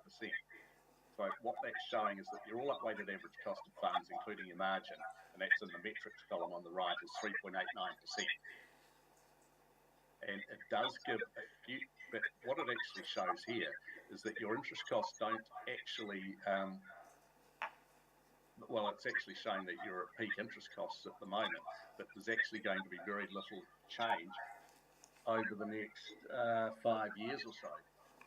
And what this graph does, it takes your current level of fixed rate debt and the swaps and the fixed rate bonds that you've got, because your fixed rate cover is determined by the fixed rate bonds plus the swaps. And where you don't have fixed rate cover, and that is in the graph above it, that's the shaded grey area. So everything above the green line is where you don't have cover going forward, and it takes the market's projected track for the floating rate out that far and produces that graph. Sorry, this gets a wee bit complicated, but if you look at the interest rate projection graph, it's that mustard coloured line, the very top line, and that's the market's projected track for the floating rate, plus it adds on the margin that you pay for your debt. It's got a weighted average margin, and you can see that shows that the cash rate might, the market linked floating rate forecast. That's the 90-day rate forecast, and it adds your margin on. It shows that it might go up slightly, and then it comes down quite sharply, and that's with the Reserve Bank presumably cutting the cash rate, and that has been pushed out to, in the last monetary policy statement 2 weeks ago, they pushed it out from late 24 to early 25. I can come on to that in a minute. But you might ask, well, why, when the floating rate is coming down and we haven't got cover further out, does our interest rate not go down accordingly? That's because you have lower priced fixed rate bonds coming off. So, some of, and some swaps, some of them are in the ones, have a one in front of them. So, the net effect of it is that your interest cost will be virtually, based on the projected track for the 90-day rate, your interest cost will be unchanged going out the next 5 years or so. It's not perfect. I mean, it's only perfect if the future floating rate followed that projected track exactly over the next 5 years. And we know that financial markets aren't, they can't predict with 100% accuracy what interest rates will do. It's only factoring in what we know at the moment. So is that's a snapshot of our current debt? Is that taking into consideration our anticipated debt that we're with our capital projects look going forward? It's taking into account the increased debt. So in that graph above it, it shows the debt going up to about 300 million. So it does take account of the future debt as well. Yes, it does factor that in. Thank you.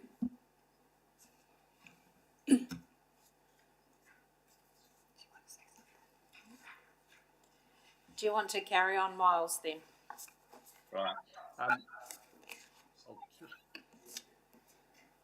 Just as far as I think it might be worthwhile just to update you as to what's happening, economically, because there is an awful lot happening at the moment. So we've had the cash rate go up. It's one of the biggest increases we've had in the cash rate. It went from 0.25 to 5.5% in a very short space of time.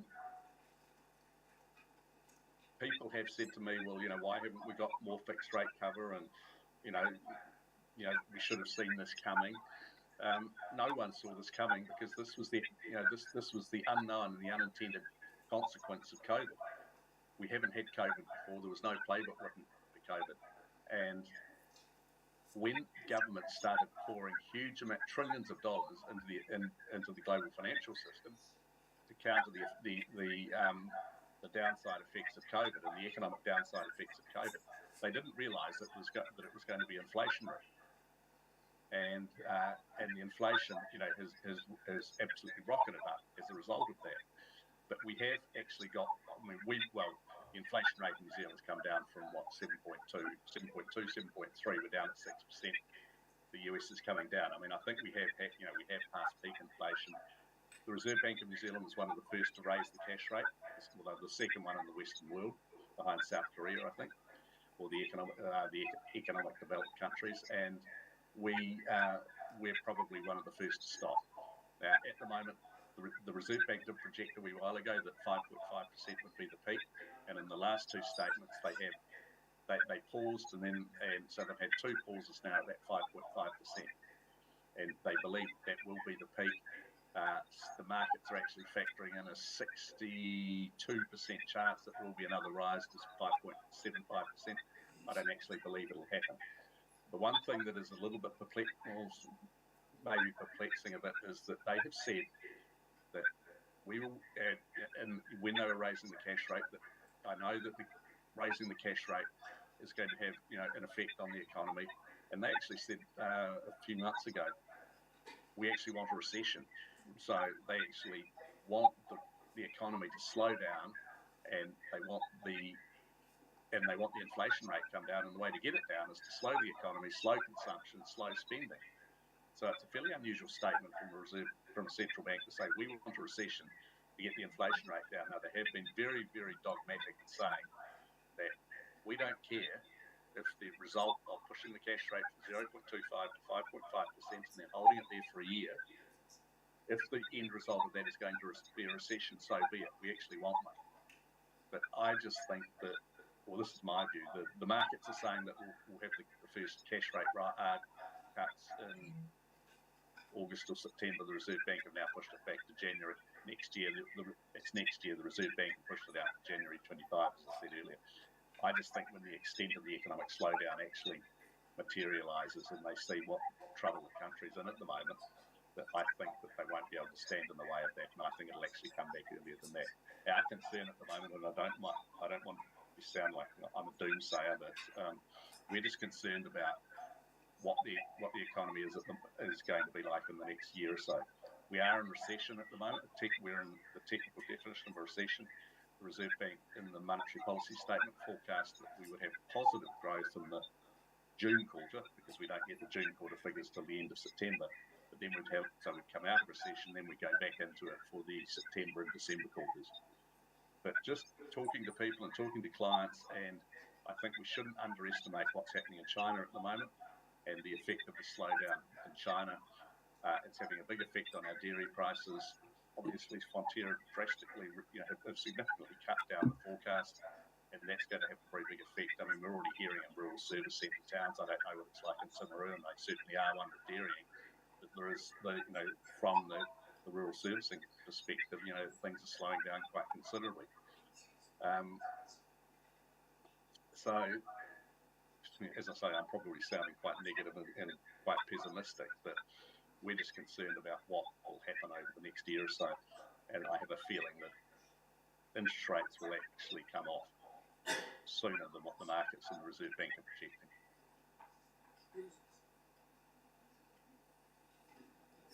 Are there any questions on that?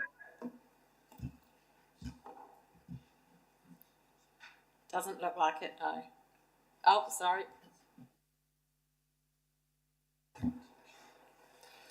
Scott Shannon, councillor. Not a question on that specifically, but looking at page 7 with your LGFA borrowing rates. Now, I'm one of the school that don't believe that Three Waters will be happening in the next year.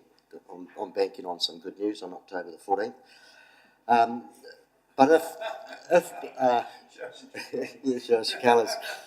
if local government assets, so large as our Three Water assets, weren't on our books across the country, how could that affect the LGFA's projected ability to, I suppose, offer the interest rates that are in front of us now and the reduced assets on each individual TA?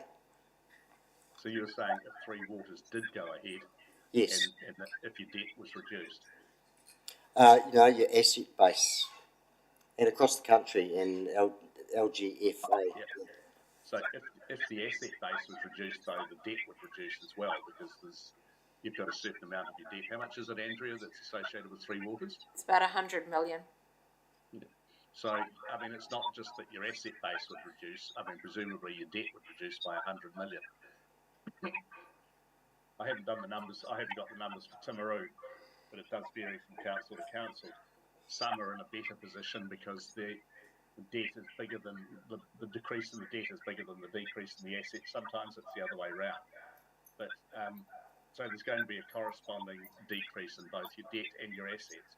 It's not going to affect the ability of the LGFA to borrow and to offer the rates that are currently available.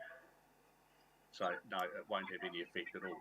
What will be the interesting point is how these new entities, the 10 entities, will be funded, and DIA and the NTU, the National Transition Unit, for all the money that they've spent, they still haven't come up with that. There's at least $8 billion of debt there. I mean, I'm a wee bit surprised about it. And they were asked about that at the local government, the LGFA Borrowers' Day back in July, and they didn't really seem to have an answer for it. They said, "Well, we are working on it." Well, I would have thought that, you know, if supposedly the first inception date is what, 1 July 24 for Entity A, that they would actually know more about that by now, but they're not. My personal view is it's not going to happen in its current form and on the current dates. I mean, because I think that, you know, National Act will get in, and that will lead to. I mean, the water reforms will go ahead, and National have actually said that, but they'll be in a different form, and I think they'll actually have to push it back because it'll be a whole new template that they're going to be operating under. Yeah, one of the things, Councillor Shannon, in terms of the borrowing, is we borrow, so we can borrow 2.1, self-imposed limit 2.1 times our revenue. The question in part, which I don't know that we've had an answer from, and I don't know that LGFA have been asked specifically or turned their mind to it, is will that ratio remain the same? Now, if we've got, we get about 27 million, Andrew, from water, is that correct, one way or another?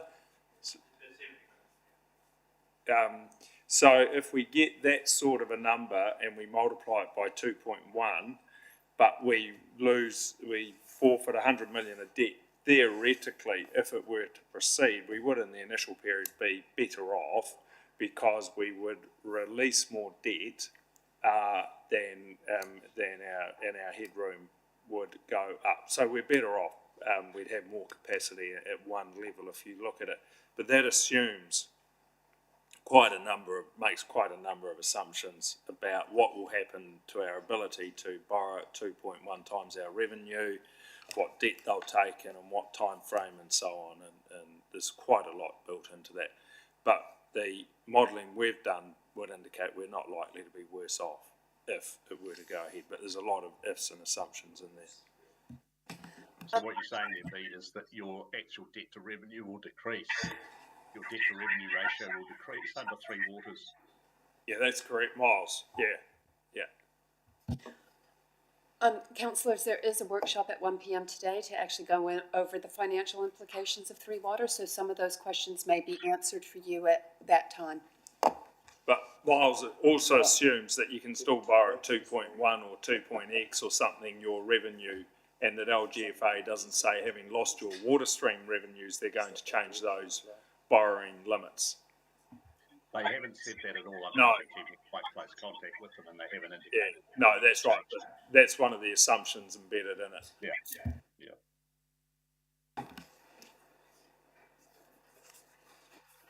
Is there anything else in the report that you'd like me to go through? I think it's reasonably self-explanatory, most of it. On slide 4, it does give you a maturity profile that shows that you've got a good spread of maturities.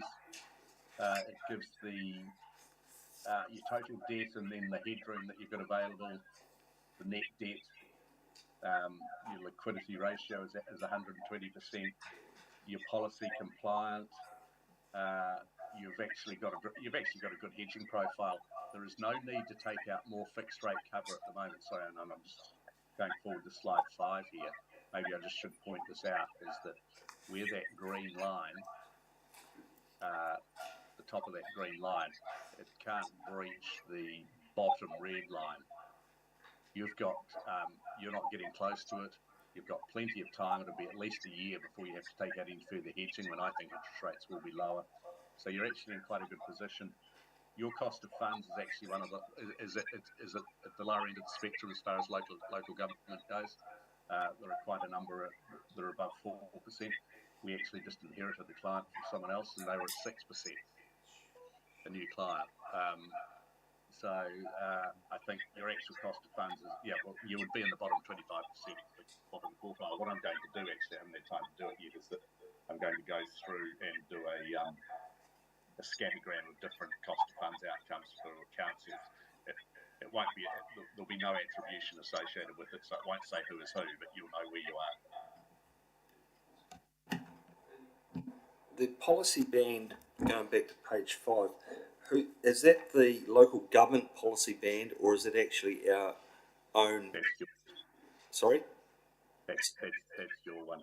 It, So the policy bands are in that bottom right-hand rectangle. So it's split into 3 bands: 0 to 2 years, 2 to 4, and 4 to 8. A minimum of 40%, a maximum of 100, and that 0 to 2, and then 20%, and then 80%, and then 0 to 60. So that's the one that is very typical, the ones we use across our local authority client base, and we have about 35 local authority clients in New Zealand.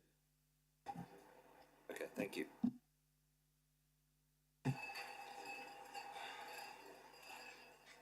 Any other questions? Do you want to, is there anything else you'd like to cover, Miles? Sorry, what was that? Is there anything else you'd like to cover? No, I think I've covered it all. I mean, you know, the big unknown is Three Waters, and I mean I just can't overestimate the importance of it. I mean, I don't think you're in that position, but I mean, there are some local authorities that have said to me, if we don't get the Three Waters debt repaid, you know, we're in trouble.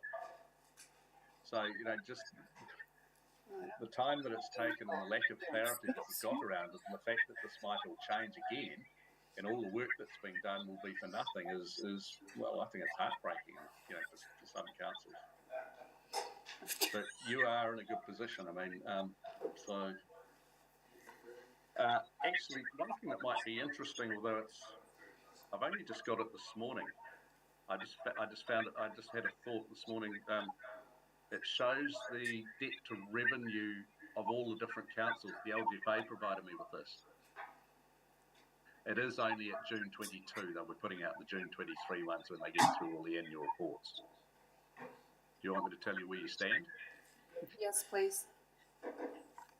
So of the rated local authorities, you had, this is at 30 June, you had 116, debt to revenue was 116%, the average was 91.2%, so you were slightly higher.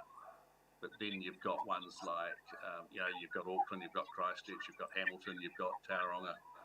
I mean, Tauranga's at 200%. You've got Auckland at 212%. You've got Christchurch at 135%. Kapiti at 174%. Wellington City 149%.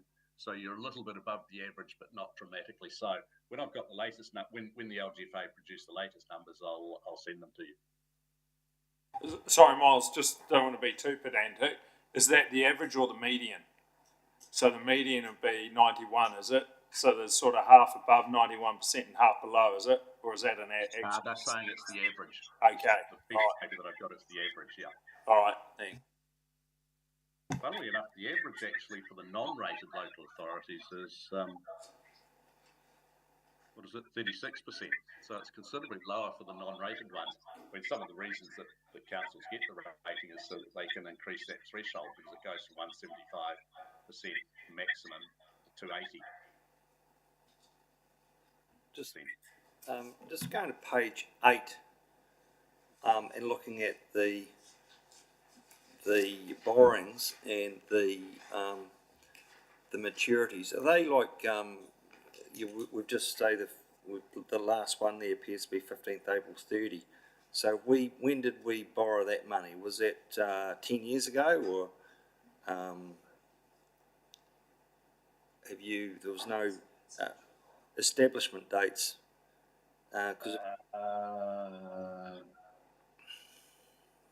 Just a minute. If you just give me a minute, I can.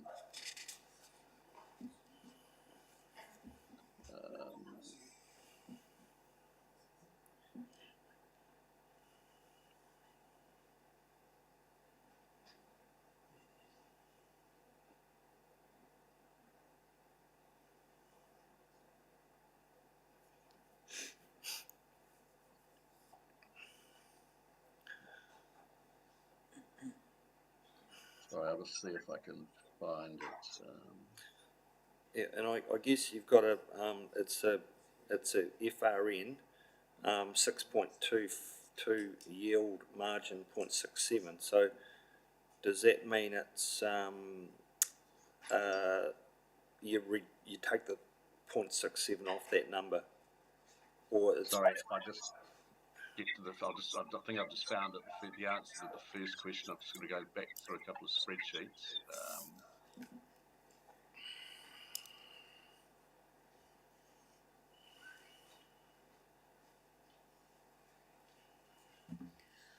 Miles, what we could do is actually have you come back to Andrea with the answer, and when we meet again at 1 o'clock, we can provide that to Councillor Booth, if that helps.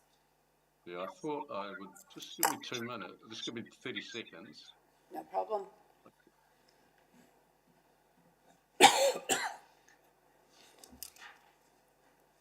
My computer's just going slow at the moment. No, I'll get back to you on that one. That's I'll get, as soon as I hang up, then I'll be able to find it. I can actually probably email it through to Andrea. Yes. And sorry, what was the second question? Well, just capital repayments.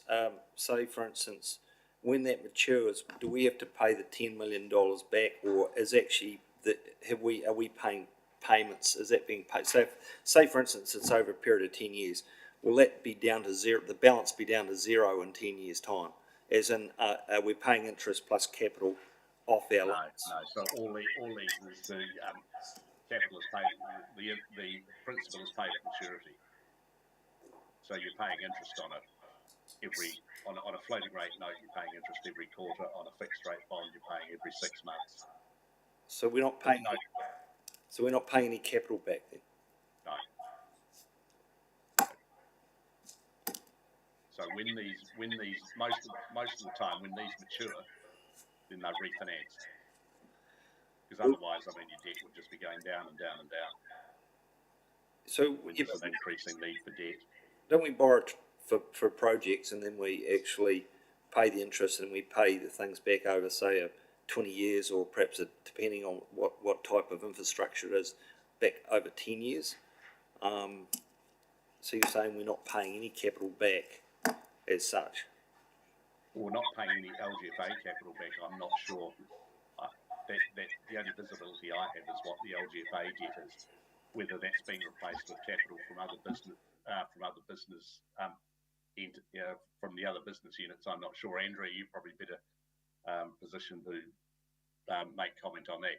Internally, you might be paying back particular projects or business units. So look, what happens is we borrow, our treasury functions are managed at a corporate level, and so various projects might be getting paid down, but then we're borrowing money for further projects. So we might be, Andrew's not here, but if you take something like Aorangi, the Aorangi Road and the Millie Screen, that gets paid down, but then we borrow for the Pariora pipeline. So we manage it at a global level, but projects themselves are getting repaid, but council, in addition to its depreciation, borrows to fund its capital work. So when we're increasing capital work significantly as we have, then our borrowings will increase as well. But we do build into the rate repayments of capital previously borrowed for projects.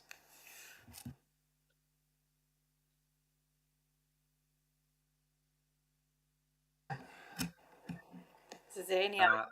So I've just found the answer to that one. The two floating rate notes that were each for 10 million were borrowed. One was borrowed on the 13th of June 22 and the other on the 15th of August 22. So the two ones you can see at 30, they were borrowed in mid-2022. Just one question that you may be able to help me with. Do you have recommended life periods that you should pay infrastructure down by? No, that's not really part of our brief. We come in at the point where the debt has been determined by the council, and so we're asked to provide the debt. We're asked to manage the debt. So we manage the treasury function, we're not involved, you know, in the steps prior to that, that involves the strategy and the financial position that goes into the acquiring of that debt. Okay, thank you. Is there any other questions? Comments? Is there anything else you'd like to add, Miles? No, I think that probably covers it all. Apologies for not being able to be there today, but I'm office bound today and off to Invercargill tomorrow. I had a meeting in Christchurch which I couldn't get out of, so apologies for that. Thank you for your time. I'm sure we might get you back at some point. I know you said you could talk for hours on these topics, so I'm sure. I could. I'm sure it might be beneficial at some point in time. Thank you. Yeah, no, it'll be fine. Look forward to that. Great, thanks. Thank you. Thanks, and we appreciate your election prediction as well. I was sitting next to Christopher Luxon on a plane the other day. Oh, good. And That's very good. he was quietly confident. Okay, righto. Thanks very much. Appreciate that, Miles. Thank you. Cheers. Bye. Yes, councillors, I think it's breaking for lunch now. Okay. Yes, back at 1 o'clock.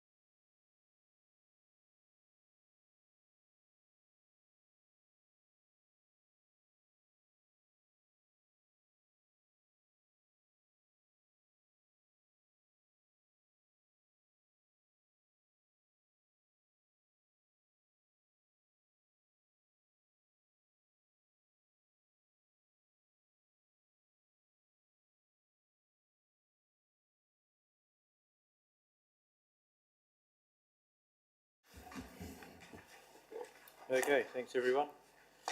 So what we've got here is a bit of a presentation just on the Three Waters reform, based on the legislation as it stands today. It may be very different in October, so we just really, but just be aware that this is as it is today. So just sort of really the purpose of this is to basically just run through the different activities that Waters does, and also the potential impacts on the council if the water assets transfer over. So this is the sort of areas we're going to be covering. There's a slide for each one of these topics, so we'll just cover through them. And if I can get this thing working, here we are. Okay, so background. So as I said, this is, as I said, the numbers that contained in this presentation are as at the 30th of June. So that's it this year. It's a very dynamic situation, as you're all aware there. Things are changing, governments are changing, so there's definitely some issues there. And there's this contracts on foot. It's just changing daily. We've still got RFIs coming in from the transition unit. We've got some quite substantial ones that we're working through at the moment, so information is still being requested. And So Andrew, on that point, obviously we're getting funding to cover that, aren't we? Yes. Those RFIs. Because we've had transition funding for that, yeah, in which they've recently increased the amount of transition funding available to us. So we've got an extra grant, $200,000 or something. Yeah. right. Yeah. There just must be a point. I understand the legislation and we don't have a new government yet, but there must be a point in time. We're 6 weeks out, and at what point do we? I just hate doing work for absolute no reason. And yeah. Put the microphone on. A lot of things have just sort of slowed down. Having said that, there is still quite a bit of work which is ongoing. So, for example, I'm on the Trade Waste Reference Group, and so that is still progressing, and they're asking for the accrual for our costs for that for next month. So there is stuff, still going on. A lot of it, I think, will be useful regardless. So national standards, like I say, reference group in terms of trade waste to get some consistency throughout the country. There's a lot of stuff which will be, regardless of the the outcome, will be useful. Certainly standardisation.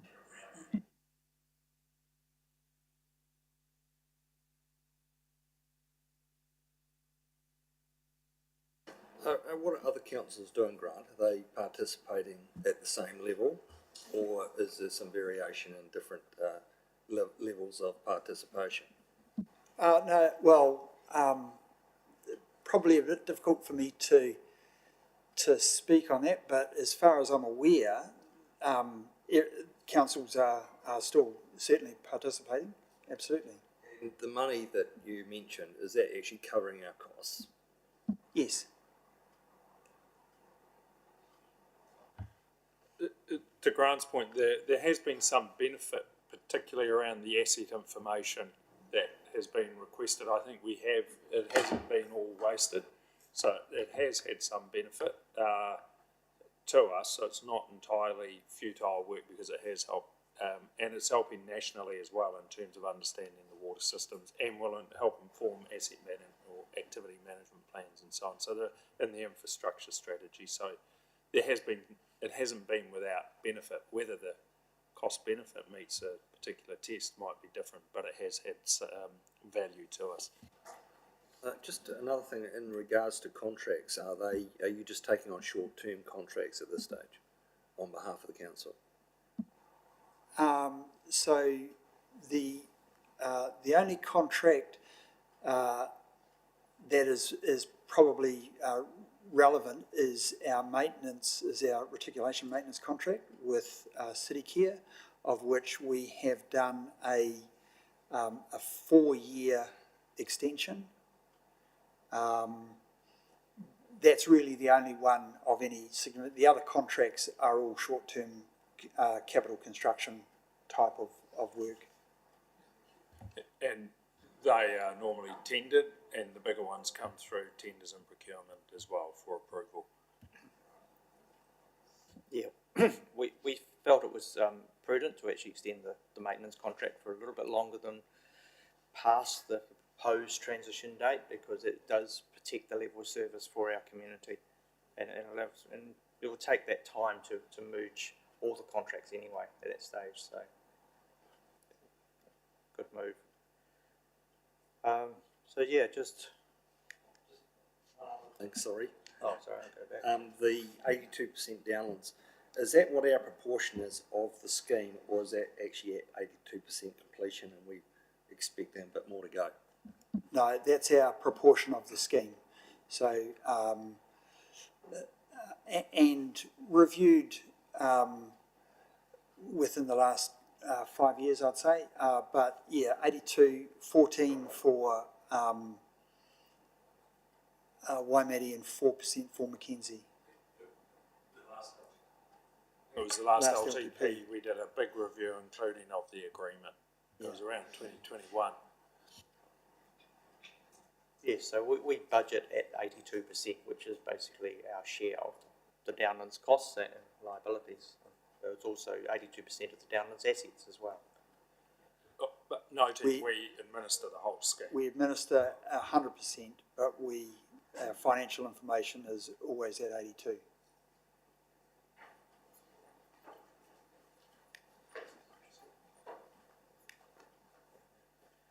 So moving on, so we have dedicated assets, which is the assets that actually provide the service. So it's we've got our sewer, water, and our stormwater, and among those we have pipes, pump stations, treatment facilities, outfalls, water takes, etc. So a lot of these facilities also have land associated with them, and you can see there that basically there's 47 sites that are water-related facilities sit on. So that's land which is solely used for the water services, which the next slide will provide some. So of those 47, there's 47 sites that are in effect fee simple. There's 19 that are mixed use and 21 that are on road reserve or dock land, such as the Geraldine Reservoir or reserves. So there's 87 sites in total. 47 are what you might call fee simple, and they're only used for the Three Waters services. What about rates? Will they pay rates on those sites? Sorry? Will they pay rates on those sites if we transfer the ownership to them? Yeah. Now, we currently pay rates on those sites, so the transfer to a new entity, then they'll be liable for those, absolutely. So those mixed use, those 19 sites, 6 of those sites are primarily used for the water services, but also have another use. For example, at Aorangi Road at the wastewater treatment plant, there's the dog pound. So that is primarily for the water services, but it does have another use, which is the dog pound. So that is a mixed use and it will need to be sorted out. There are 13 sites where the primary use is other than the Three Waters, but there is a Three Water activity on that site. So Ashbury Park, for example, it's a park, but there is some Three Waters facility which does sit on that park. So again, that'll need to be sorted out. So then they would lease the land off us to provide the service? Potentially, yes. Yeah, there would need to be some service level agreement in place associated with that. Yeah. Yes. So as I said, so there's 87 sites in total, 47 fee simple, and so in effect could be transferred. 19 are this mixed use, and 21 are on road reserve or dockland or another reserve. Is there any large land holdings that, you know, could get gobbled up in its entirety, just assuming the Any what? Sorry, large. any larger land holdings that would transfer? What are the larger ones? Claremont. Oh yeah, our Rangi treatment plant, Claremont, they're large land holdings. Okay, but And just they just the obvious ones. There's no. Yeah, no. There is opportunity for some sites, where we've got a pumping station, for instance, on a fairly large piece of land that we could subdivide, and I think we've identified about 7 of those or something here, which we're investigating. Just moving on to plant and equipment. So as I said, there are 87 sites where a plant, Three Waters plant and equipment is located.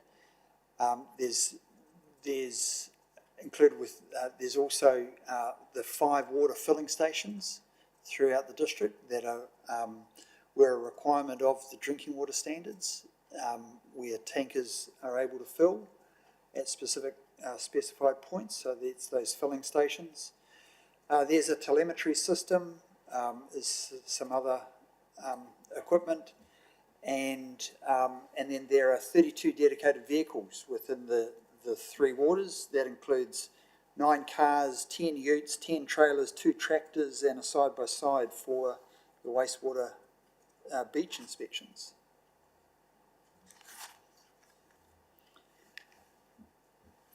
Staff, another asset that will be transferred. So there's 34 positions in the drainage and water unit, which is an equivalent to 33.4 full-time equivalents. So that's 100% in the Three Waters. There are 5 staff that are less than 100 but greater than 50%, and that they are 90, 70 and I think 50% involved in terms of the Three Waters, so that's the 3.5 FTEs. And then there are 25 staff that are in that 10 to 50, in fact it's 10 to 30, we don't have anyone in the 30 to 50 range, and of those 25 staff that equates to about 5 FTEs. So there's about 16%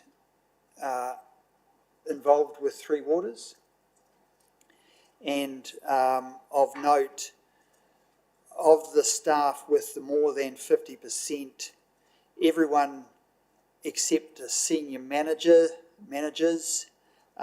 they receive a legislative job guarantee. So guaranteed position, same location, same or better conditions, same role, title, etc. Can you give me an example of that, Grant? An example?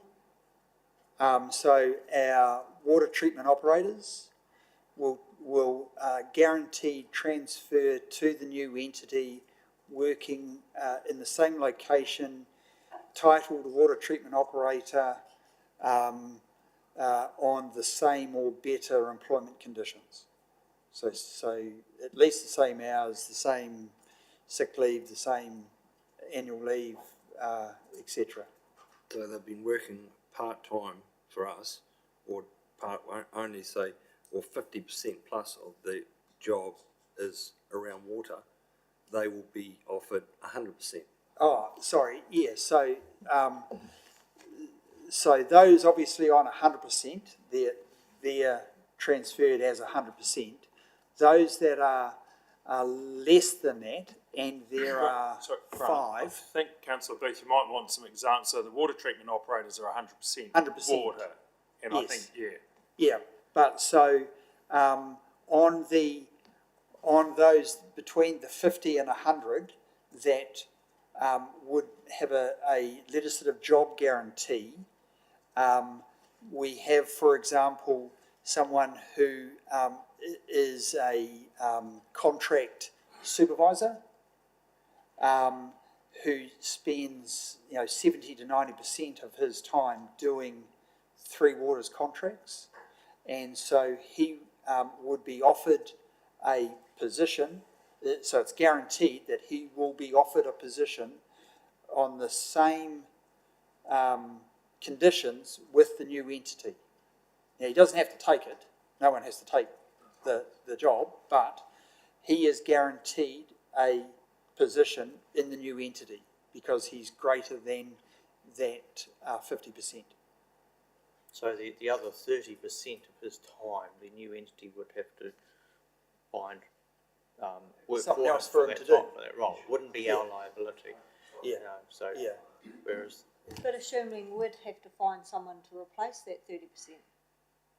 Yeah. Or reallocate that work. Yes. Yeah. yeah, that's the issue, and So and likewise when you look at the other staff positions, the 25 who have basically a touch point with water at some point. And they include your HR, your customer services, your consents people. There's equivalent of 5 that would FT equivalents there. Yeah. So if you take, they would remain with council. Yeah. So if you take, say, customer services, or the telephonist or something, something like that, and I forget the number, but I'm thinking. I mean, they did have some good data. So if it was 20% and there were 5 of them, then that would be the one FTE. So none of them, because they're less than the 50%, will be guaranteed a position. If they all stayed, then count. But there's a likelihood of basically staff turnover and attrition that would then fix that. But that's the situation there with staff. Senior managers have a guaranteed offer, but it isn't a guarantee of the same job in the same location with the same conditions.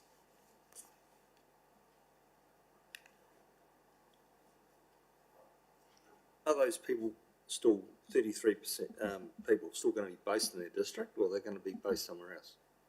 So, like I say, the job guarantee is within a reasonable commuting distance of their current location. There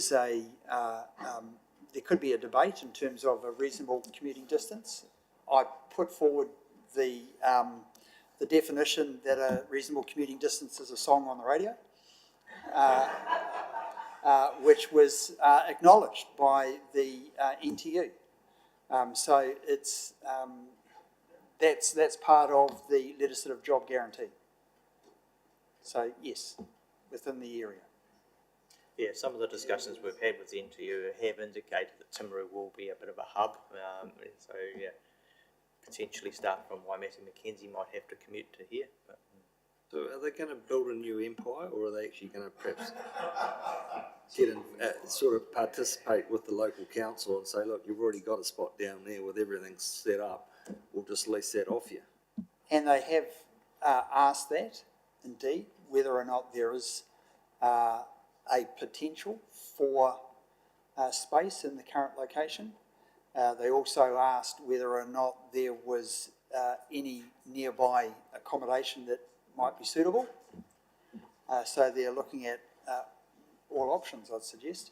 I guess from our point of view, that would be sensible, that that would help us to fill some gaps in the budget around if they were to lease some space off the existing council and the people didn't have to move. That would make a lot of sense, wouldn't it? But common sense. Well, there would need to be some commercial arrangement in terms of that. Yeah. We could do a deal. Common sense would be us not having a hypothetical conversation.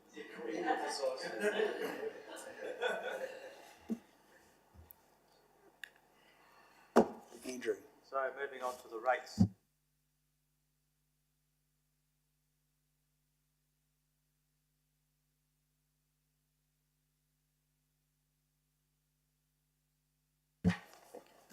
Um, 74.4 million, of which basically the water rates component of that is 24 million, so 34.1%.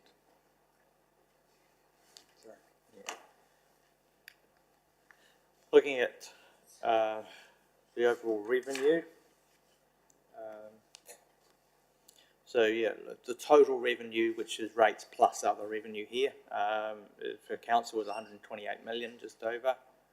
And the total water revenue, which is the rates plus water meter charges, tradeways charges, is here basically 29 million.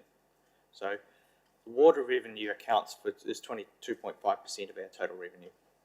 And that's what we're facing there. Can we assume that some of the other non-rates revenue will reduce in proportion to our income, if you know what I mean? At the moment it's 45% or 58 million, but if our rates revenue was to decrease by 24 million, that means that the non-rates revenue could possibly decrease by the same percentage. Well, your non-rates revenue there is 5 million in regard to water, so that would reduce down council's non-rates revenue by that number. Yeah. Other sort of non-rates revenue in there will include things like the Katahi funding assistance rate. Yeah. I think it includes our interest. Resource consent Resource charges. consents, yeah. Yeah. Yeah. Dog registrations, liquor Yeah. licensing. Yeah. All of that. Yeah. No. Not significantly other than the non-rates water revenue like trade waste charges and such like. Which accounts for that 5 million out of the total 58 million, which is non-rates. Yeah. Not a huge impact.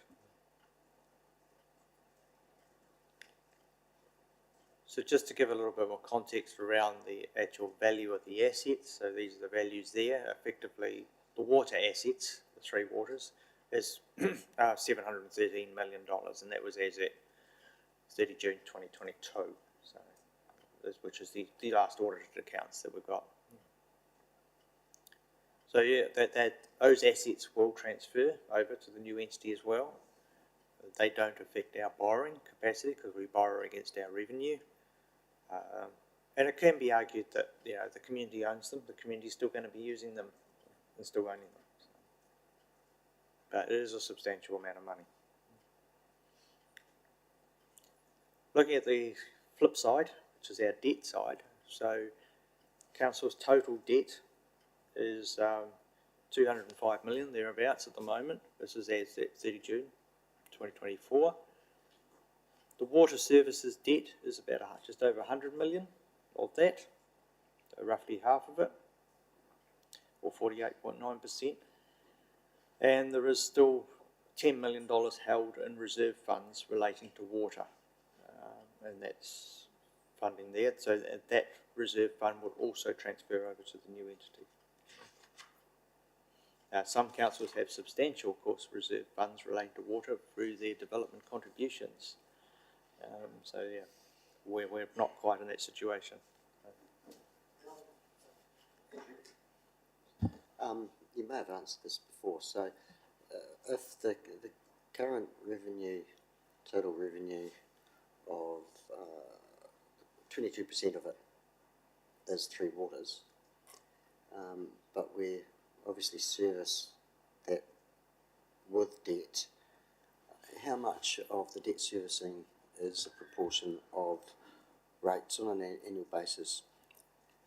Really meaning that, if Johnny down the road from me was to say, if we no longer have the cost of having those Three Waters assets, then my rates are going to come down, aren't they? Are they going to come down in direct proportion to that 22.5%, for example?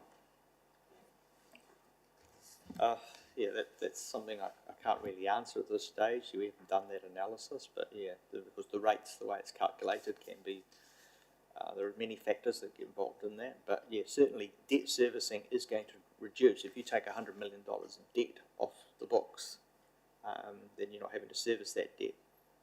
That is certainly a reduction in, I guess, the cost, cost of capital. That would be mostly long-term debt servicing if it's such big numbers, wouldn't it? So you may not necessarily notice a massive difference in your savings and your rates just because you're not servicing that debt anymore.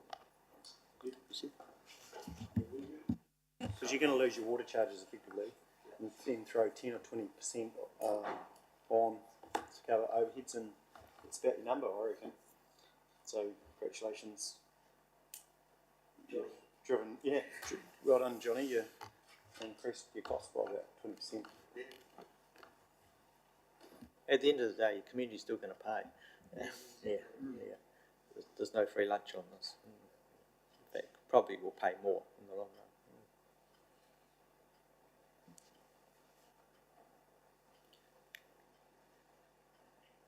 So just looking at resource consents, I'll get Grant.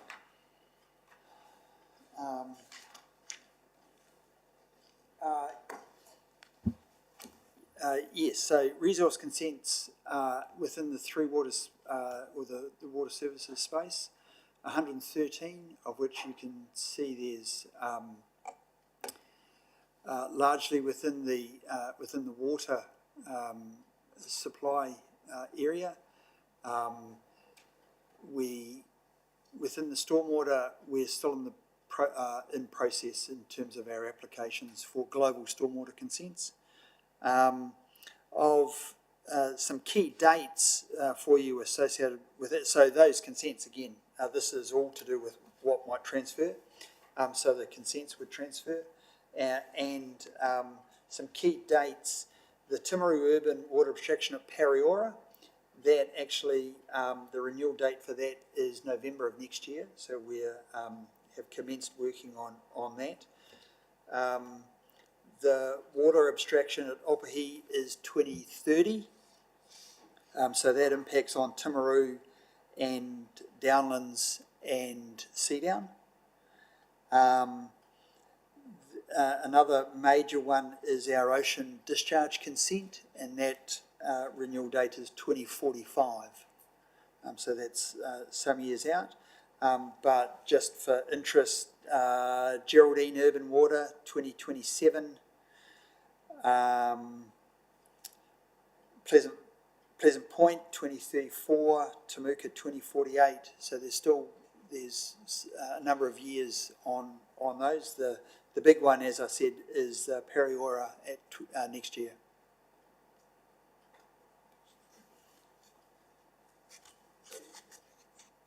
That's just my concern around the speed of consenting.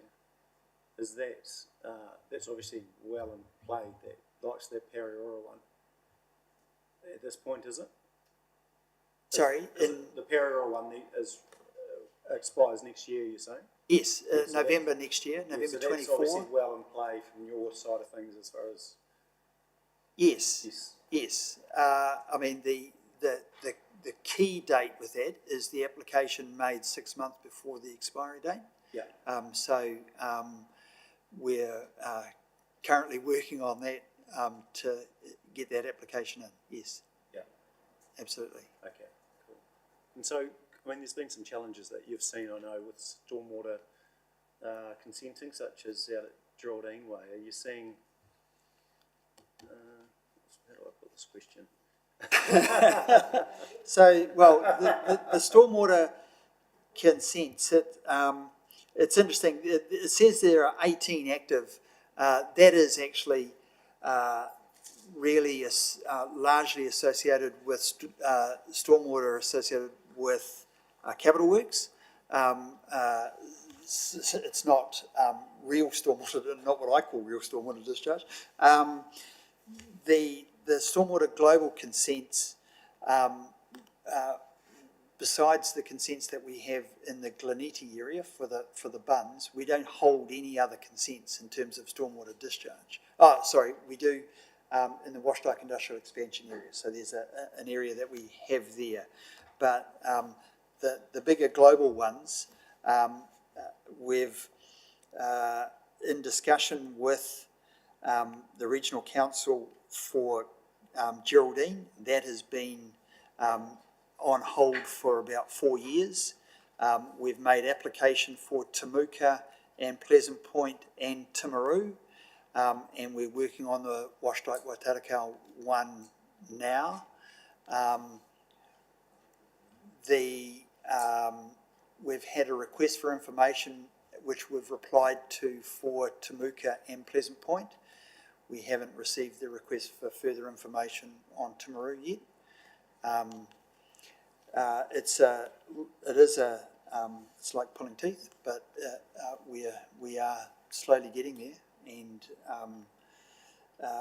they will be comprehensive, adaptive management type of consents for our stormwater discharges. Just these resource consents, Grant. I mean, if the responsibility transfers, are these still our issue, or are they the new entities issue? Are we the new entities issue? They are the new entities issue. Yes. Okay. Right. Yes, Going absolutely. back to the debt, water service total debt, 100 million. Now, the criteria for that, have they specifically told you what the criteria is for what they accept as debt? There has been a request for information and some information provided by our finance people in terms of it. So there has been some discussion. I haven't been a party to that, so I'm not 100% sure. So has that been like ratified by the new entities, as in that's what you're going to get, that's what you're going to get taken off the debt, or are they going to set the rules and say, well, actually no, there's this that falls outside our criteria and or for time or whatever? So the process and the principles have been agreed, and those, our council, I think, it was relatively clean, because inside our water and wastewater and so on, it's pretty evident how we layer up the charges, including what the rate is for interest and debt repayment. So we were able to tie quite specifically what our rate was funding in terms not just of the operations, but also the interest in the capital. So there's been agreement on that in terms of the principle, because the number, if it proceeds as the legislation's drafted, will be that number at 30 June 2025, because it'll transfer. So they have agreed the principle, and it was pretty good actually. I mean, I think when we looked at it, it did represent what had been borrowed for the various projects, including Downlands. The last thing I might just note is that our water income is 29 million, but our actual profit, or after costs or contributions to the rest of council, is somewhere in the vicinity of $12 million. I guess, how do we take into account that loss of money going towards all those other, the civic type issues, and obviously the overheads that are going to be left stranded? You know, it may be a little bit too, complicated, but yeah. What you're talking about there is stranded overheads, effectively, where the water activity picks up a share of council's other costs, and that's something we'll have to look at, and that will be literally left with us.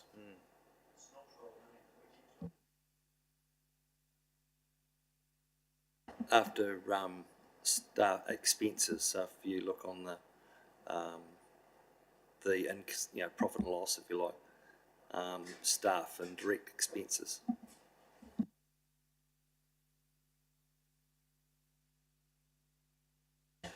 Some of those costs will reduce because a lot of those like IT equipment, things like that, that will responsibility of IT will move to the new entity, so we won't have to cover that.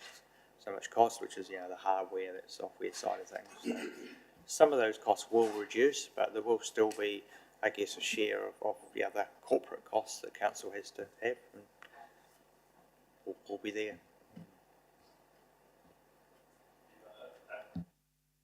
If you look at the funding impact statements for each activity, would kind of give you an idea of what it would be through each year, and around about we have sort of, if you look at the various funding amounts, and I've just taken water, it's sort of forecasted about 13 point something million, which wasn't that different to the number Andrew put up. And then what it does show is the sort of contribution and the overhead, internal charges and overhead applied is around about just under 2.5 million, because we've got payments to staff and suppliers, so that's like the city care maintenance. Then we've got the finance costs and so on. So so it's through that there will give you a bit of an idea of the overhead that it funds, and what then might need to be funded in terms of stranded. And that, for instance, a classic I always give is things like our GIS and in our IT. It funds quite a lot of that activity because it's of real value to them and to the rest of the organisation. But that's to me is an example of where you potentially end up with stranded overhead, because you still want that GIS and IT capability inside the organisation.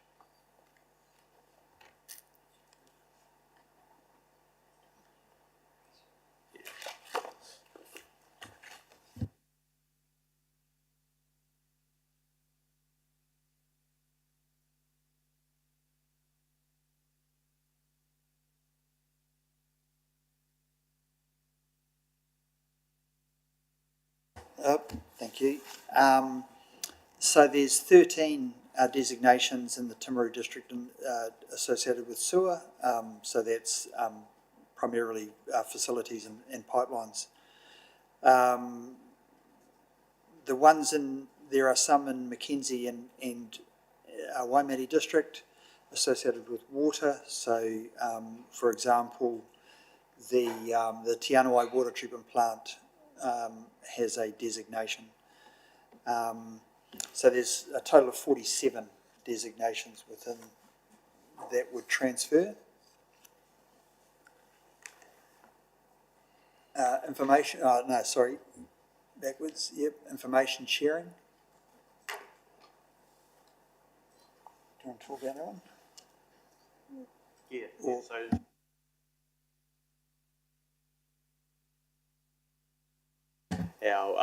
We had our GIS, for instance, is part of a corporate system. That the information there will still be required by the new entity, so there will be some transfer potentially of that information. It'd be very similar to the roading in many ways. That's held on a separate database as well, under RAM. But the information is transferred over into our GIS now and again. So there are systems and places that we can work that information and still have it. It will be effectively shared. That's what I'm saying, because we still have a responsibility to hold that data, and where the pipelines are, particularly when it comes to excavations and the roads, etc., with the contractors. The other information is, of course, the custom billing information that would have to go over there. They will be, of course, rating or some other charges to customers. So they'll probably initially use our database, our customer database. Our customer request management system, potentially, or certainly the historical data will be asked to be transferred over or shared. We'll still need to hold it as well, so it's why it's come to that sharing side of things. Potentially supplier databases. Trade waste agreements would definitely have to be shared or potentially transferred over. And, of course, a lot of property information. So these things haven't really been worked out, how they get transferred over or how they're shared. But these are information that the new entity and us will have to or require at some point.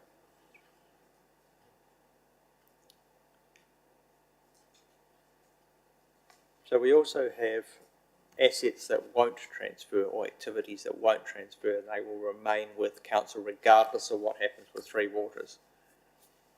So we have, of course, our water race schemes, a lot of irrigation schemes that we have. They won't transfer. The new entities are going to take those over. We've got land drains around the place, particularly out at Milford, around the Tamuka area as well. They will remain with council. We've got, of course, networks. Yes, they're public networks at the moment, but if a new entity is formed, they become private networks, and that's around our community facilities. So you've got, Arangi Park, a whole heap of pipes and network within the park.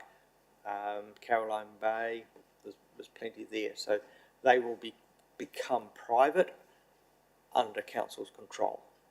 So the new entities won't be picking those up. Likewise with the huts as well, we've got similar situations there. There's water reticulation around for the Rangatara huts, Strathionia huts. They will remain with council. And all, of course, the social housing, stadiums, offices, etc.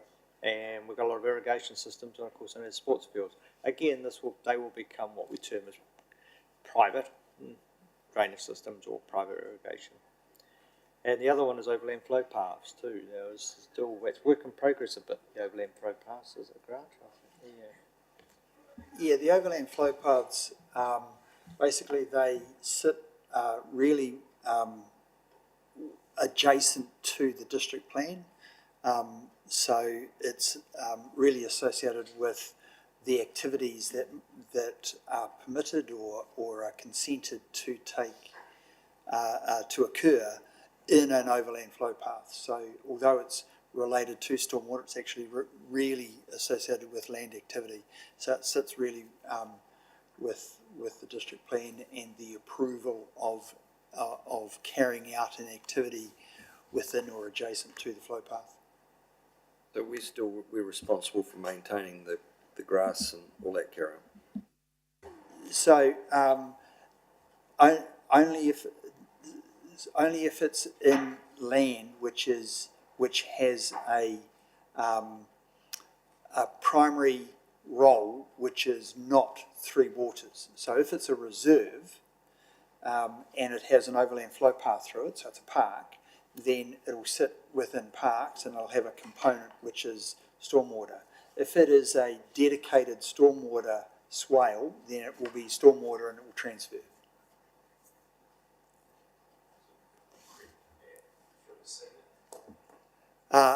So streams sit with the regional council.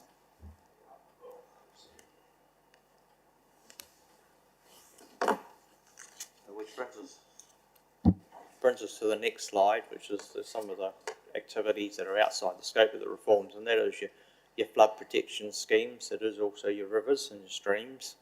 They will remain. There's a land drainage system, such as the sea-down drains, the wash-dyke drains, and that they will remain with ECAN. And then, of course, the other irrigation schemes, which are predominantly private, but they will still be operated as private irrigation schemes. There will be no change to them at all. Then there's no intent of the new water entities to take them over. They will remain as customers. So, yeah, I guess any questions? There's just a couple of points which I haven't just thought of as we were going through, to be honest, this year. Is one that Grant raised is the future costs related to waters. So there's been the transition unit is helping us with our activity management and asset management plans at the moment, but they're doing quite a lot of good modelling for us, and I think the costs for renewal of water alone was 700 million. So, there was a request for information which was related to unconstrained investment in the Three Waters space, and that estimate was over 500 million in the next 10 years. Just looking at our asset database, often referred to as Hansen or Infor, which is primarily based on a installation date and a assumed asset life. And at the end of that life, it needs to be renewed at current rates. That for reticulation and and some plant equaled 200 million in the next 10 years for the water, sewer and stormwater renewals, which is, yeah, so that's what so that's not assuming that there's any extension to the book life of the asset, but it is based on the international standards in terms of asset management on the assumed life of pipe, of the various pipe. So, like I say, that currently, just for that renewal, currently sits at, for reticulation only, sits at about $150 million over the next 10 years. Yeah, it doesn't mean they're all going to fail on that particular date. There is opportunities for smoothing, but there is some significant costs that, you know, is going to be facing our community in regard to the renewal of these assets. The other side is too that, Tamata ROI, who have been focusing on water quality, drinking water quality, and now starting to focus on wastewater side of things. And so, yeah, there's going to be a lot more emphasis put on that. And potentially, we're going to be request to basically install wastewater schemes in the towns like Winchester, potentially, or Woodbury, in order to protect it. So, those future costs could be looming as well. Not sure when, but yeah, it's something that we're probably going to have to face at some stage. But I mean, a lot of that sits within our asset management plans currently, doesn't it? And long-term infrastructure strategy, etc. So within the infrastructure strategy in relation to the 30 years, so we, and certainly within this unconstrained, this 500 odd, well that's 10 years, so we looked at that for the 30 years. So yes, we have included all of that. It includes a whole host of improvements throughout the district in that infrastructure strategy, but that is fully unconstrained, and it's extremely high. And the standards changing. That's probably the worst. What you're the saying biggest challenge we have is that there's going to be a tripling of our water charges based on a utopia for water quality and wastewater. So I wouldn't say utopia. I wouldn't use that term. As I said, so based on the asset life, we have a real bow wave of renewals right now. So we've got assets which are past their asset life within the books. Now they're still operating. You can still get water through them and wastewater through them, but what you get is increased failure and increased operational cost to repair them compared to the capital cost of replacing them. And so if you got rid of, in effect, all, got ahead of the failures, you would replace them all now and it would cost you $200 million. So there's a real balance in terms of operating them and repairing them as they fail until they reach a point where they're failing so often that you better actually replace them. So you try and do that beforehand. But on the books, basically in the next 10 years, there's $200 million of renewals. And was that prior to the Three Waters? What were our own infrastructure projections? No, that prior to those. Yeah, that's from our asset database. But the actual issue, and I've asked this questions many times to the powers that be that think Three Waters changes make sense, is they can't guarantee that they're going to pick up our asset management plans and run with them. So they've never to this point given me confidence that actually they'll do that work that's sitting in those asset management plans. We have received a copy of the draft entity D prior to the change to 10 entities. Of that asset management plan, we received that a couple of days ago, which doesn't have all of that detail, but it certainly sets out those numbers. That's refreshing to have that, within 7 weeks of an election when I've asked for that information for the last couple of years. What is the confidence that we know that the money, generated in this region is going to go back into those assets? This is what they haven't been able to answer through this whole chaotic mess of a reform program. Yeah, one point I will make. So, assuming they've told you they're telling you what they're going to do, then have they actually given you an indication of the water charges that they intend to charge? No. This was just it's a 200-page document of the draft entity D asset management plan, where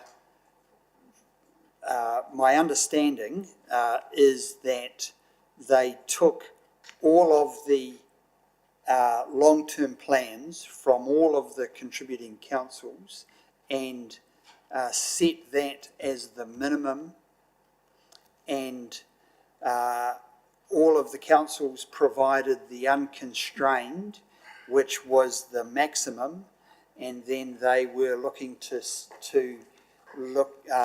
come up with a prioritisation program of where they were going to land in between that minimum and that maximum. So the current long-term plans of all of the councils were the minimum, and they were looking to see where they were going to fit within above that. Given the fact that there would be a greater fund of investment with the new entity. Yeah. One of the risks we do have, though, is priorities, as we well know with our roading systems. That there may be in the initial years, first 10 years, or that there may be heavy investment in Christchurch, for instance, or Queenstown, or Well, except that again, it was based on each council's long-term plan. So it was whatever was in that 10-year plan was the minimum of what was going to happen for each council. But how do we know what state? You state that we're going to have a bow wave of pipes that are going to fail. But do you do regular, 5-yearly camera checks to tell you where issues, where problems are perhaps potentially going to occur, and then react to that?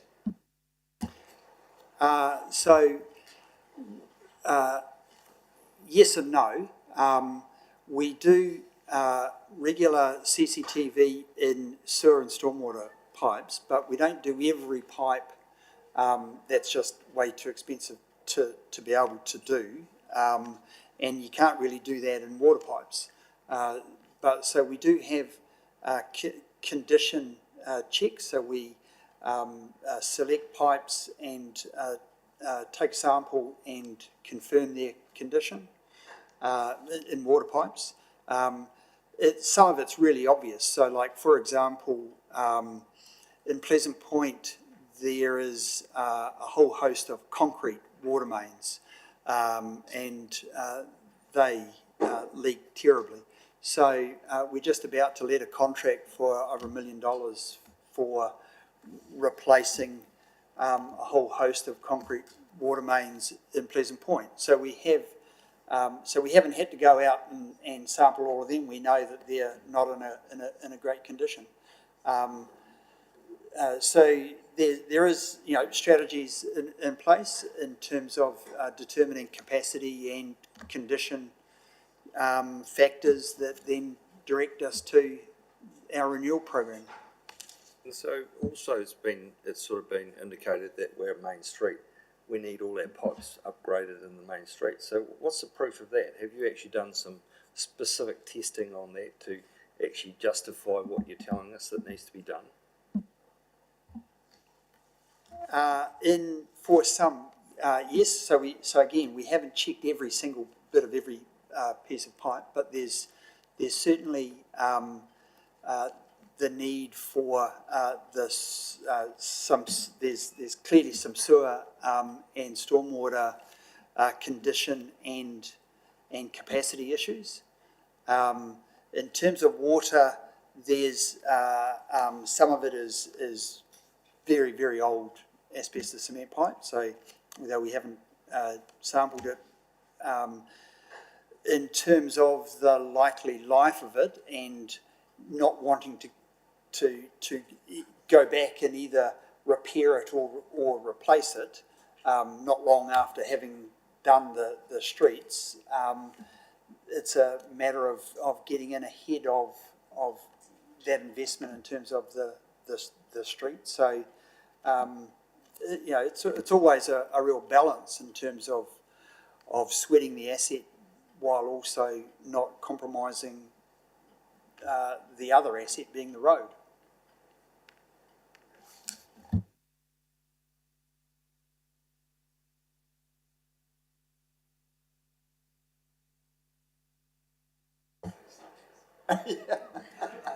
Any other questions?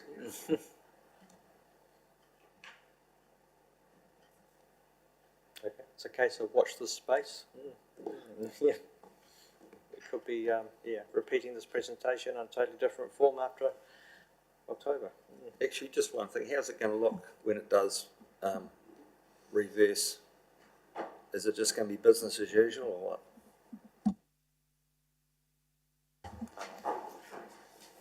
What do you think, Graham?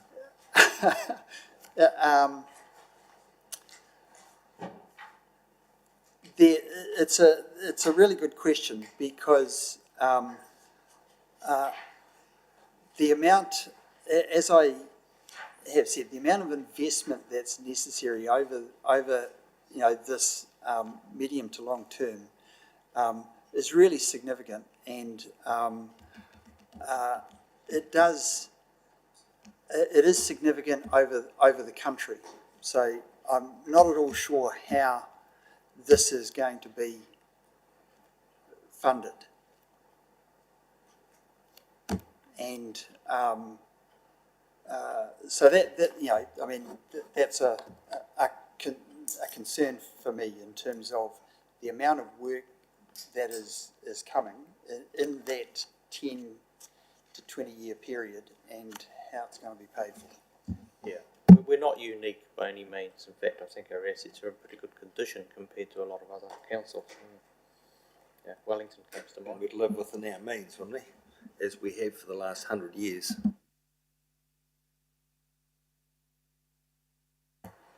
Look, that's the unknown. I think we all know that there does need to be some change in regard to that financing question.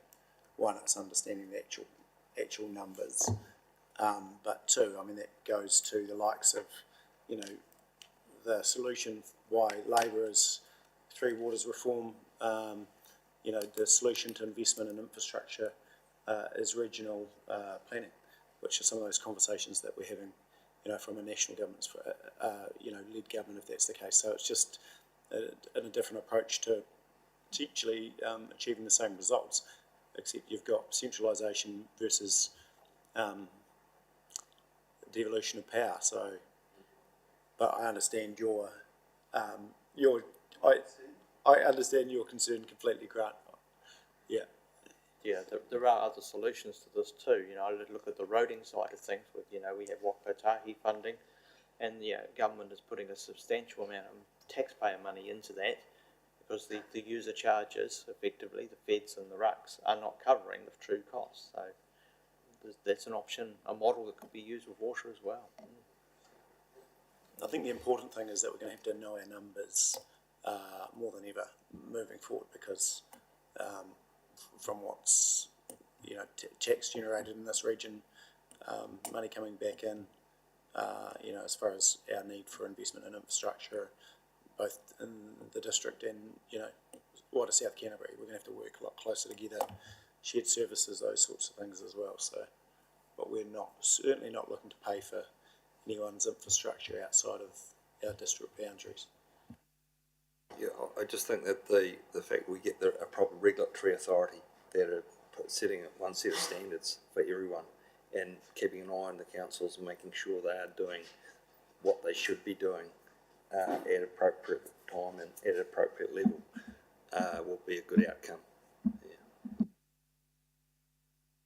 When you've got to look at those ones, the likes of Buller as an example, and interesting enough, Simon Court, from an Act point of view, gave, a Buller as an example when he spoke to me on forum last week, and the difference in their thinking from a year or so ago, their investment was back into infrastructure based around housing growth. And I challenged David Seymour at the time and said, well, that's fine actually, but we don't have the housing growth, but we have high economic activity.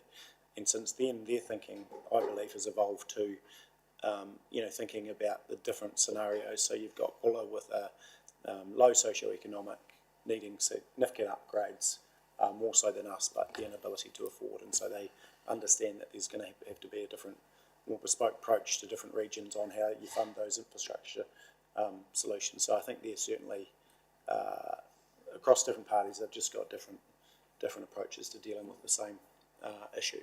But I think it's for us to be able to highlight what it is, what's important to us, and what are the challenging constraints for our balance sheet and our revenue streams. Yeah.